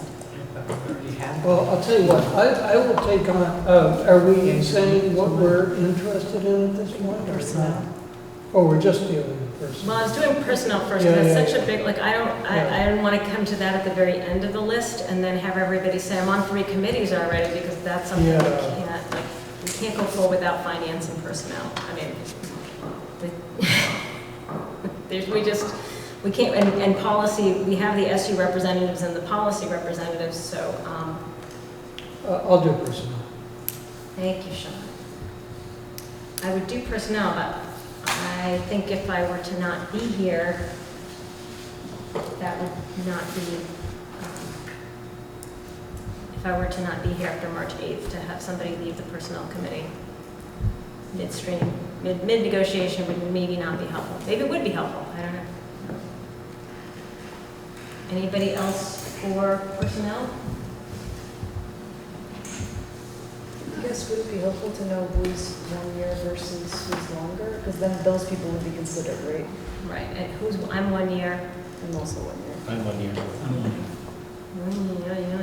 Okay, Oh, I'm David, maybe David, though. David's 3 year, but David's 3 year, but he's not here. Let's put him on personnel. What are you asking for? I'll second that. Do we know what he requested? He requested, do you have it in? Diversity, I know it was equity. programmatic equity was one. Yeah, of them. Programmatic equity and diversity. He is on policy already. So maybe we can leave a question up for that. So maybe, yeah, we can leave that with 2 seats now. I mean, I will join it if we can't get somebody else. Okay. finance, let's do I'm doing it in order of things that we can't exist without for very long in terms of our statutory requirements as a board. So, finance, buildings, and grounds. I just think we had a finance committee. Was that the transitional board and not this one? That Am was I a messing it up? that was a Okay. transitional board, because we didn't have, Okay. yes. It's The- all The blurred. basic job of the finance would be budget development. Yes, and also then buildings and grounds too, and working on capital projects and things like that. And also if we want to put warrants on finance committee. Because those are a lot of warrants, like let's be realistic, this whole board is not going to review the warrants for a $50 million budget. So, No, but I think we could work with Frank Rucker in somehow coalescing a lot of them. I think it will become easier. Yeah, I think it's possible. So I would be on the finance. I will join you on finance committee, Sean. I just said it would be useful, so I'll stay. Thank you, Anne. So finance committee, I have Sean and Christina. Any other takers? I can do finance. Thank you, Emily. The money is where everything happens, people. So, I think that is really nice to have 4 people manage that load, because budget development will be, especially the first really true unified budget, that will be a lot. So, let's go to diversity, equity, and social justice. Already on that committee, would like to stay. Okay. I'd like to be on that. I'd like to be on that too. I think David also. Thomas, David gave an either or for that one, at least in the email he sent. so Thomas, David, and Sean. Yeah, and I could drop out if there are too many. Well, I don't, yes. Because do we have to worry, no, these are all warned meetings, so it doesn't matter. Yeah, subcommittees, and if 4 people, you're not actually a quorum, so Mhm. I like to warn it just to be overly open in case members of the public want to come, but you're really not subject to the open meeting law requirements. So if it's a committee of 4, you can just go for it. But I really strongly urge committees to warn their meetings and take some minutes so board members can keep track of everything. But Yeah, that's the nice thing about finance. Frank always takes the minutes. oh, really? Yeah, That's and excellent. he produces them an hour after you leave the meeting. So did this say Anne, Sean, Tom, and David? Or? David, yes. I didn't know who the 4th was. I think that's what David wanted to be on. And then the school programmatic equity goals and measurement. I'll do that. I'll do that. I'd like to do it too. We got Tim, Emily, and Kelly. I really loved doing that, so I may join if, but I think David wanted that one too, didn't he? He said either Either or. diversity, equity, or the school programmatic. Because he is Yeah. on policy already, okay. All right. And he is on, I think he's on communications. WSESD also. He said, okay, so good, okay, so I will be on that if I am not on personnel. So it'll be the 3 or 4 person. And I can do the first. I can do first. You can do personnel? And would you call us this, Madam Chairman? Yes, I will send out before. A description Yes, of the committee Yes. and members of the committee. that would be my pleasure, especially since we have filled Thank you. out the committees. This has made my night. I don't want to get you all out of here so you can go home to your families and whatever. Equity and either diversity. Or finance committee. Okay, so, okay, thank Do you. you have a Okay. communications committee still? So we have a communications committee that was, Just me, David. you, David, Jeannie Courtois was working on that as well. Robin And did a little bit too. Robin, so, I mean, I think that Is that's, that sufficient? Okay. if somebody else wants to join communications, they're more than welcome. So I had, the reason I was asking too is because, I mean, maybe this isn't for discussion today, but I always thought it was really sad that on the WSESU and all the boards pages, I don't know about actually before we merged, but we had a press release area and the press release area was always vacant. And so my thinking was if people can't make it to meetings, there should be a way that beyond the minutes and things we're communicating out, maybe like through the newspaper or through things. So I would think it would be nice to have a few more folks on it, especially Dave and I are both Brattleboro residents. Right. Not that we're going by town, but I just think it would be nice if somebody else does that. I'd do that. Thank you, Tim. Awesome. So I will put these together, send them out in the next day or two. Thank you all for your volunteering of your precious time. And then who was the climate committee? So the climate committee, we're going to talk about that may become a committee, but I've had some discussions about how we could maybe do that. So unfortunately, new business usually goes after old business by sort of requirement, and so that's new business, and committees were old business, so unfortunately, we're going to talk about climate committee after we've done committees, because I have some thoughts. Yes, Tara? Tara Maxine Putney, will you be posting on your website the different committees and a contact for said committees for public feedback or information to come back to them, like if they have a suggestion on a policy or on hiring or on climate control or whatever you're talking about, maybe they want to put it there for you. Barb has traditionally done that, Barb Nowakowski, Okay. yes, so it's going to be a little trickier with so many Committees. Just listing but- the name and then having an Like 1, address 2, 3, that you 4. can Yeah. go and find the address at Yeah. another place would be nice. Or maybe have the committees. I will send Barb an email and see if she can think of a clever way. She always does to make it easily accessible if you have particular questions. I have Yes, a Sean. question and a comment. On the website, it has, some of the committees are listed already, so it has the board members up first and the terms and the towns they're from, and then it has the committees. And so on the committee is Jamie, who isn't a board member, so it looks like a random name. It looks like a mistake. And I wrote to Barbara about it, and she said that she would do something about it if she had direction. So I'm not sure what the direction would be. So maybe Lyle needs to be contacted. In other words, it just looks strange. It looks I mean, strange. It looks very strange. Yeah. You think, what? Who is she? So, Yeah, it's part of the challenge of trying to do the work with 8 people, and we have good community members that have experience at stuff, and so how do we, But that could fall into the leadership council position. except communication from the board is, that doesn't make sense to send Yeah, it but over to leadership council. Yeah. So, I kind of question a non-board member being on a board subcommittee. So we should probably discuss that as policy. well, we're getting to that kind of now, actually. It's part of my next, the non-binding resolution. So, I'm sorry. I have one question and comment. Ruby from Putney.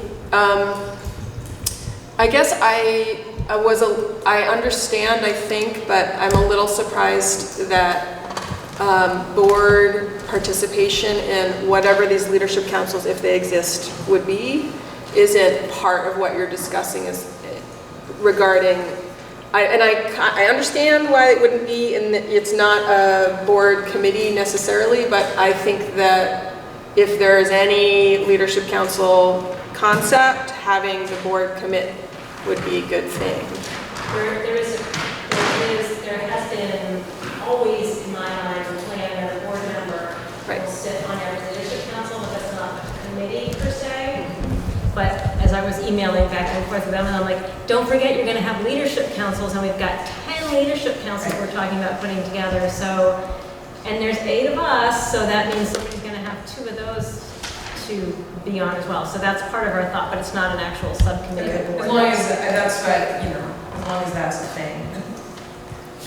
Leadership councils, I'm hoping to schedule for the next meeting to really suss out just the general policy guideline for what happens in leadership councils. But that has always been on the table, and I don't, maybe that'll change next meeting, but I don't, I think that that's a really good way for that information to be a conduit to the board. Maybe we'll have a better way after that meeting, and I urge you to attend to make sure that we all keep our eye on the ball about what the intent is of the Leadership Council. Moving on to new business. So there was a few non-binding resolutions at the meeting, and so Emily very efficiently put together sort of a climate action, and I'm going to change the name of it to a task force of the WSESD board, as opposed to another subcommittee, because I think that I think we're a little overextended on our committee requirements, and I think there's a lot of people in the community that have a lot of expertise to inform the board. I don't think I have ever made a major purchasing decision on the Dummerston board without putting great thought into the sustainability of that decision, and I think all my fellow board members have always done that. And so, you know, from soup to nuts on sustainability, not just fossil fuels, driving, you know, cradle to grave sustainability. So, you know, am I purchasing something from overseas or from my backyard? And so, but I think there are many, in every meeting we don't talk about purchasing decisions or things that really are directly impacted by climate, that we, like a general policy, bullying policy. I don't think that that is really, if we're having a full meeting to discuss 3 policies, that it would be a stretch to say that there's a large climate action requirement for that. I'm sure we could work it out, but it wouldn't be a direct walk.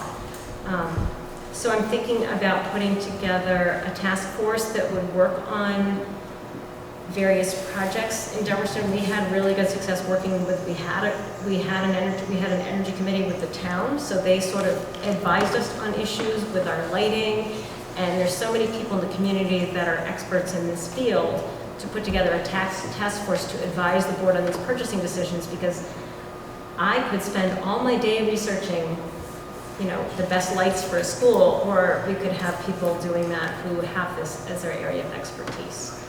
And so that was my thought, to address the concerns, that we would have a task force attending meetings, hearing what it is we're considering purchasing, working to advise the board and finding ways to improve the sustainability of our purchasing and everything we're doing. So that's my thought. That's why I called it a task force. Now I'm going to open up for everybody to tell me if it's a terrible idea. I'll start with Sean. He's good at that. No, I think it's a good idea. One of the things that came to my mind after the meeting, because I'd gotten really tired by that time, was that at the high school, there has been a tremendous amount of work, effort, and savings that have gone into things that related to climate change. And Robert Clerk, who now works for the district at large, and has worked with all the outlying towns, has implemented an amazing amount of energy conservation and saving. So I think that we should at least take stock of the fact that a lot of things have already been done. The boiler at the high school, all the LED lighting, the more efficient heating.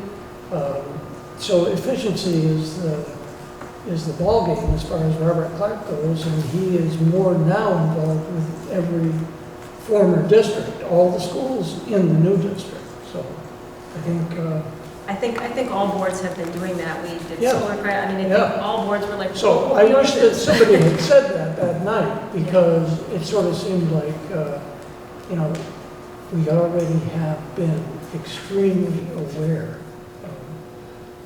I had the privilege of making the amendment at a BUHS District 6 meeting to join the consortium of the PV panels up on the transfer station, the landfill. So, and that saves us $70,000 every year at the high school. Sure, it makes good fiscal sense Well, it to does. do these Absolutely. projects. Yes, thank you, Sean. The only time I had my hand raised was to address, wait a minute, we all take this very seriously. I know Yeah. every town, every Yeah. district has worked to do that. So thank It's you, not that Sean. we shouldn't do more, No, but I think we ought to at least acknowledge what we have done yes. and acknowledge on a community level. Well, it's on BCTV now, so thank you, Sean, for bringing that up. I'm just going down the line. Emily? So one is a question, did you guys get the proposal that we're talking about? Is it in the audience? I didn't know if it was printed. Oh, no, because that's the thing. So That's maybe the thing that put in I can read it out loud. That would be great. Okay. So, and then I do want to make a comment on it. Proposed climate action, we're changing it to task force of the school board. The Wyndham Unified School District Board recognizes climate change as a generational justice and human rights issue. In response to an advisory resolution passed by the voters at our annual meeting on June 28, 2019, to include climate change in every regular meeting of the school directors, it is proposed that we establish a climate action task force to develop recommendations for taking action on climate change that are within the purview of the district, such as 1, curricular and educational opportunities such as climate literacy, climate advocacy, and climate justice curriculums and graduation requirements. 2, facilities and operational priorities and projects including transportation, purchasing, maintenance, landscaping, and construction. 3, climate-friendly food services including initiatives for food waste reduction. 4, targets for reducing district greenhouse gas emissions and carbon budgeting. And 5, engagement in nonpartisan advocacy with local, state, and federal jurisdictions for climate policies that protect current and future students. The committee may be open to participation by board members, administration, staff, parents, students, and community members. So that's what's written. And I definitely, I think there's a ton that we've already done, but this would be so that anything that was upcoming, which we had to make a decision on that fell in these categories, then we could, you know, at least have some group that could research, for example, the turf. I'm sure there was tons of information done on the turf, maybe it's done by the broader board, but that's something, a thing you could hand off to this group. I guess my question is, so when I put subcommittee of the board, I was thinking of one of these committees like the Diversity and Equity Committee. And the reason I thought that is when I looked at the Diversity and Equity Committee, I wasn't previously on it, but it seemed to be actually a lot of community members, and it even had a select board member and from the town of Brattleboro. So I was wondering if it could be a committee like that, and I don't know if by making it a task force, if that marginalizes it in any way or deprioritizes it versus having it standing next to the Diversity and Social Equity Committee.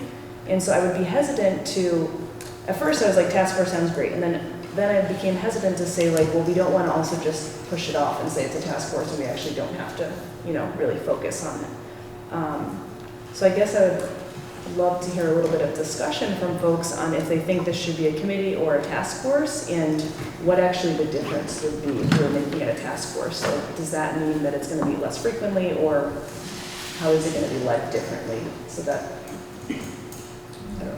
Well, to me, task force implies that people are taking care of it. It's being taken care of. Committee sounds like more like it's a discussion, inviting people in. That's just the sound to me as far as what it implies. And I do think it needs to be something that's bringing other people into it. So to me, just my impulse is committee sounds more inviting to outsiders. So I threw that name out there. I threw that name out there just to make it clear that it was not a subcommittee of the board, which is subject to then open, like if it's a subcommittee of the board, then we sort of can get into open meeting, like, so I was trying to call it out as different, that it's not making decisions for the board, like a finance committee would be recommending a budget, they would be coming up with recommendations. So I could call it, you know, advisory group.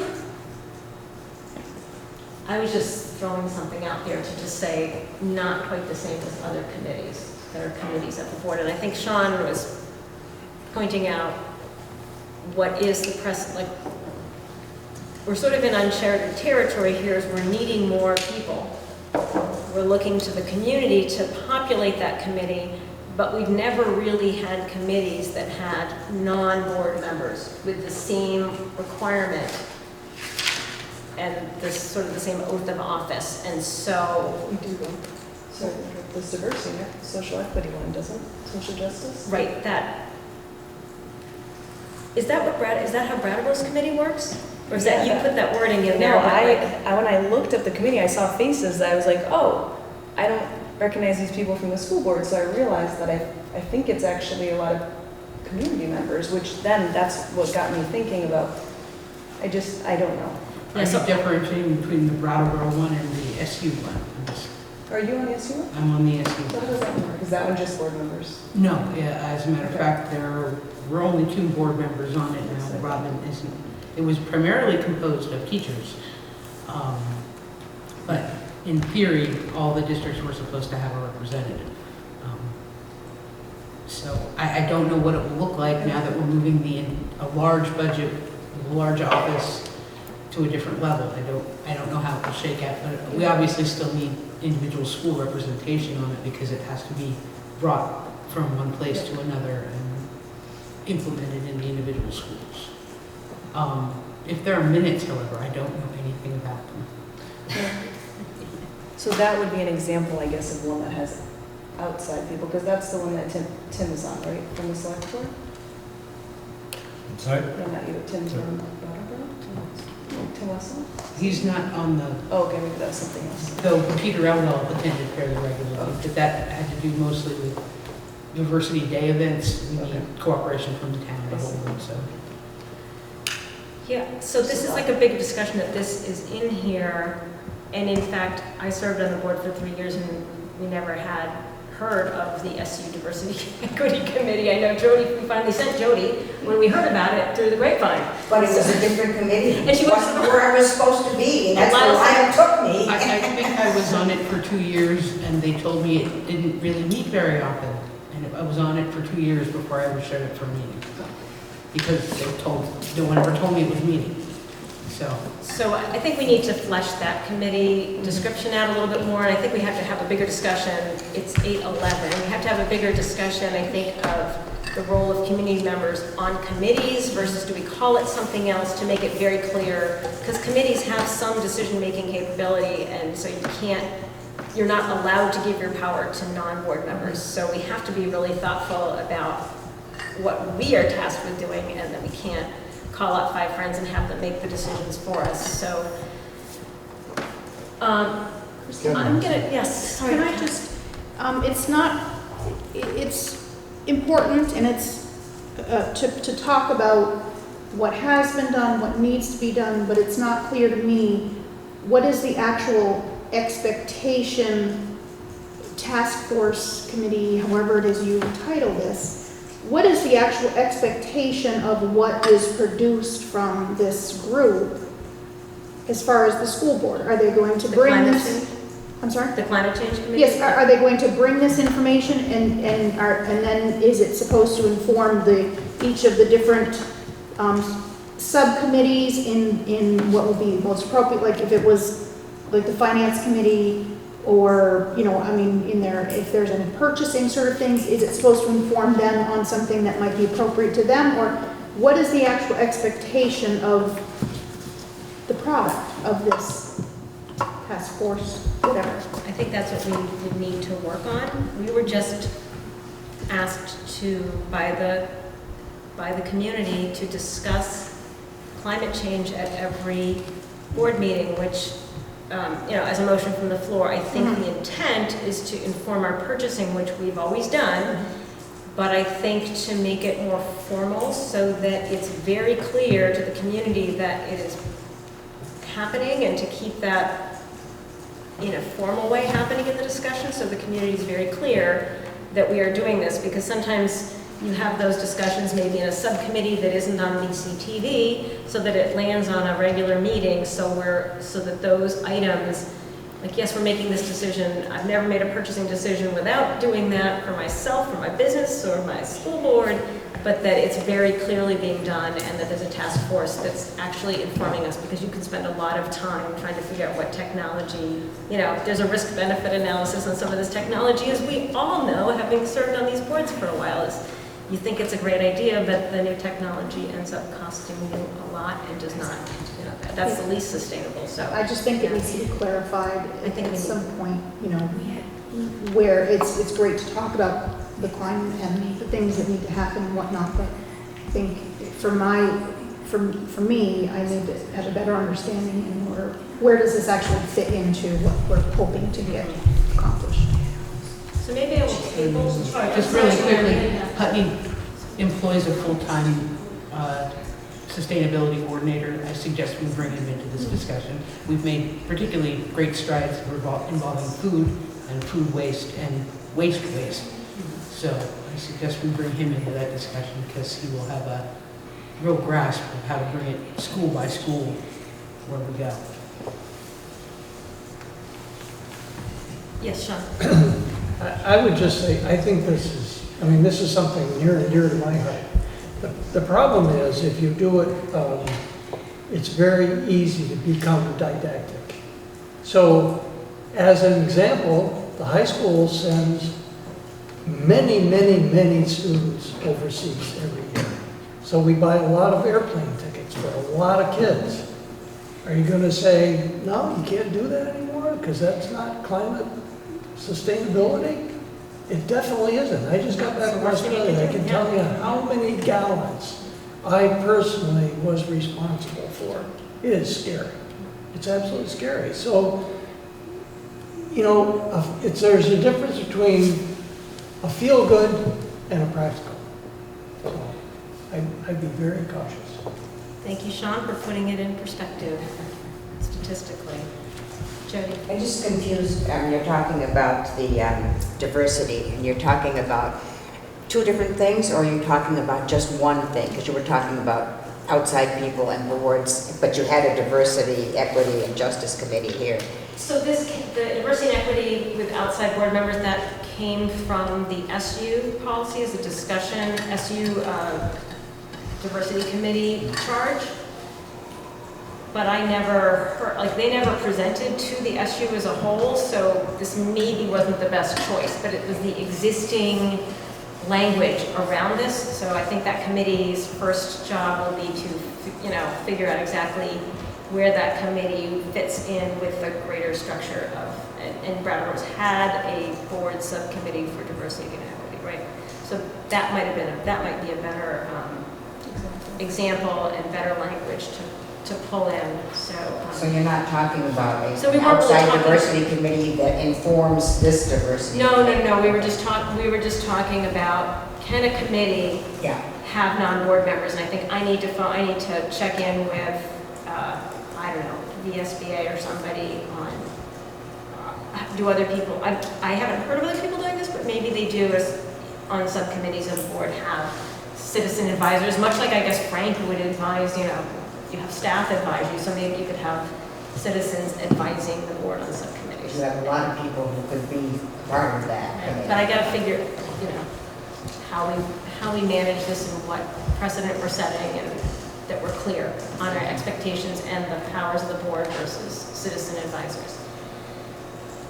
I guess the question comes down to your committees. Are they going to be the definitive decision makers, or are they going to be discussing and therefore bringing to the complete board for voting? Because if they're not actually making a decision, you could have voters on committees who are fact finders that then just come to the board and say, here's what the facts are, or here's the two options, and then the vote's up to the board.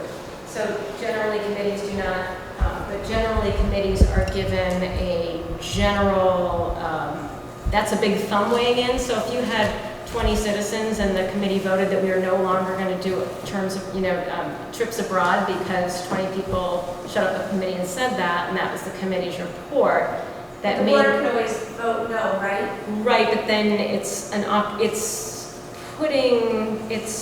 not something that's been done that we have to be thoughtful before we just say, let's do this.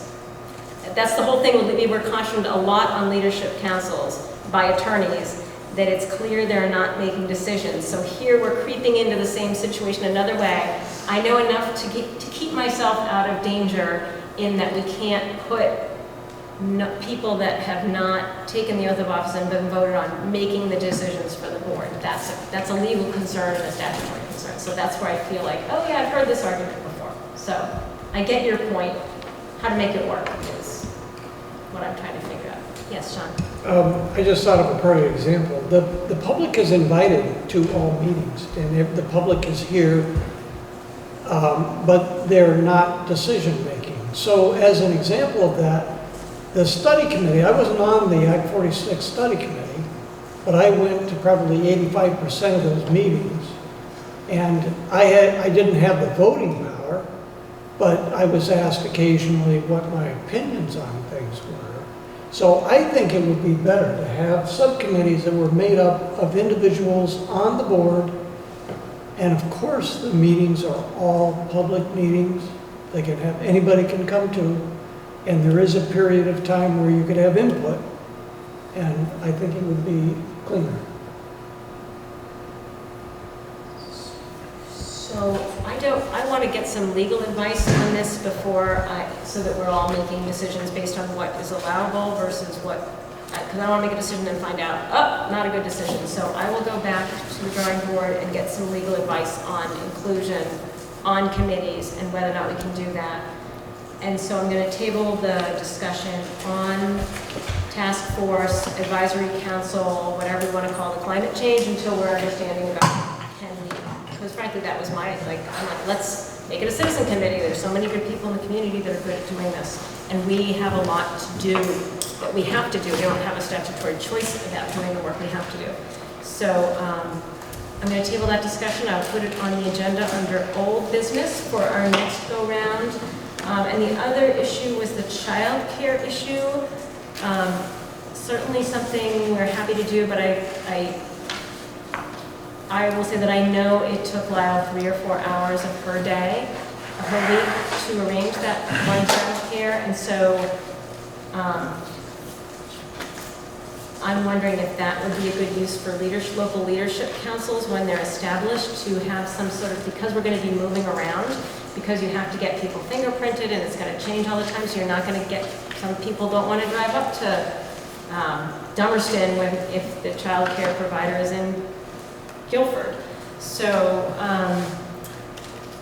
I think that might be a great thing to ask leadership councils to take the leadership on going forward in the various locations to try to provide child care, because we've moved the meetings earlier to try to allow people to attend, so it becomes more of a possibility, but not put it directly on it landed on Miles and my shoulders, and I know it's not maybe the best, and I can't do I can't get the 1099s. I can't do all that check to make sure that they're INS, you know,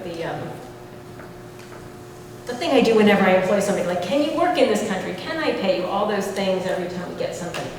It's not just a phone call. It's a lot more work. So that's what I was going to suggest we do with that initiative going forward for the fall, if that seems like a good possibility to provide childcare, which I would very much like to do. Yes, Ruby.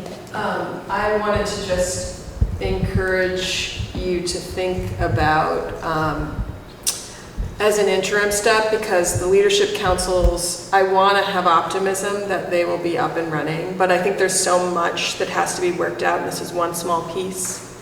I can just speak to in Putney when the transitional board came to when they met in our school, the PTO worked with the principal, found someone locally, a person who was vetted, and worked it out. And that school, that principal, arranged for that payment.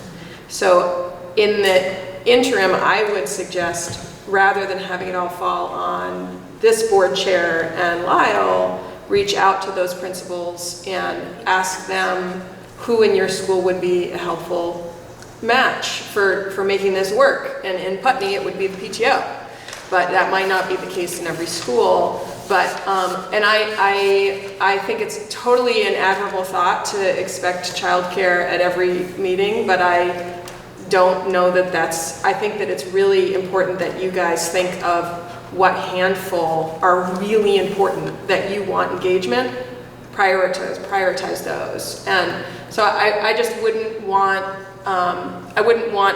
having this push to leadership councils, which I think is wise. It's a good thing for leadership councils to do, but putting it there also is kind of kicking the can a little bit in my mind. So I would just want to be mindful. I would just urge you to be mindful about that. We have a lot of cans that we are holding on to. Just also want to be mindful of that. Thank you, Ruby. Could I Yes, just Sean. say one little thing? It has to do with leadership councils. I believe that the leadership councils will be by policy, not by an amendment to the Articles of Agreement. So if that happens, then it will happen prior to the fall. So I think it's just a matter of a policy being developed and passed, and voila, you have the leadership councils. And I know the principals at the outlying schools are interested in implementing that. So. Thank you, Sean. So scheduling priorities, I just wanted to get some direction from the board and send you off. We have to get policy adoption on for the next meeting. Additional thing after that, might get this off. Oh, sorry. You You, have an item on? sure, I'll Just, add other business it's as my actually- first item of Well, business. it's a request for the future. Okay, So it's true. excellent, okay. So I want to get policy adoption onto our next agenda. I also want to take care of the question about task forces and non-board members, so I'm going to try to get some answers for that for our next meeting. And leadership councils has been another issue that I've heard is kind of a hot issue to get started on working out that policy and putting that on for the next meeting. Do all those things seem like priorities for our next meeting? As well as talking about the amendments, which include, so by then Tim has agreed that those other 3 amendments are going to be ready to go, which are attendance, school closure, and leadership council amendments. So those other 3 amendments we'll be able to take a look at and discuss. That's a pretty full schedule. I can actually place my thing here. Oh, excellent, So okay. I had a question for the board. I guess I felt a little uncomfortable at the annual meeting in that there was a large discussion going on from our community about the turf grass issue. And I know that Sean's actually, him and Dan, we're both on the WSESU board. And I guess, VUHS board, sorry. I guess I don't want to open a can of worms, but I know there were a lot of people who said they didn't really hear about that meeting and they didn't feel like they got to effectively participate. So I want to, I don't know if it's a conversation for today, maybe a conversation for next time, to say, what are the options for us to get community involved? How binding is the resolution that was already passed? Should we, as a board, do you think we should open that up again? Because I know if this is going to be a plan that we're going to be implementing, I didn't have a vote on it, which is completely fine, but I also don't feel in the know enough about the issues. And I haven't heard enough from the community to say, like, no, this was the best option. So I'd like to become more informed, which I can definitely do, but I don't know how many of the other board members also feel that, like, that's something they'd like to discuss further and either become more informed or see if there's another resolution that could be made that the community could then be more informed about and participate in the conversation. So it doesn't have to be a huge conversation, but do people want that? Or I guess I wanted to take a little straw poll. Well, on June 12th, I believe it was, we had a warned meeting, and it had been warned for quite a while, and pretty well publicized. And it had 2 items on it. One was to pass the BUHS District 6 board budget, and the other one was, shall we authorize the borrowing of $750,000 to complete a synthetic field on Natowich Field, and it passed. So I think the fact that that is done sort of indicates that the old District 6 can go ahead with that. There were also 2 informational meetings at board meetings before that. Yeah, And we have been talking about it for about 6 years on the board level and the finance committee. So probably more than that. Goes way back. So all these infrastructure changes have been made to that field.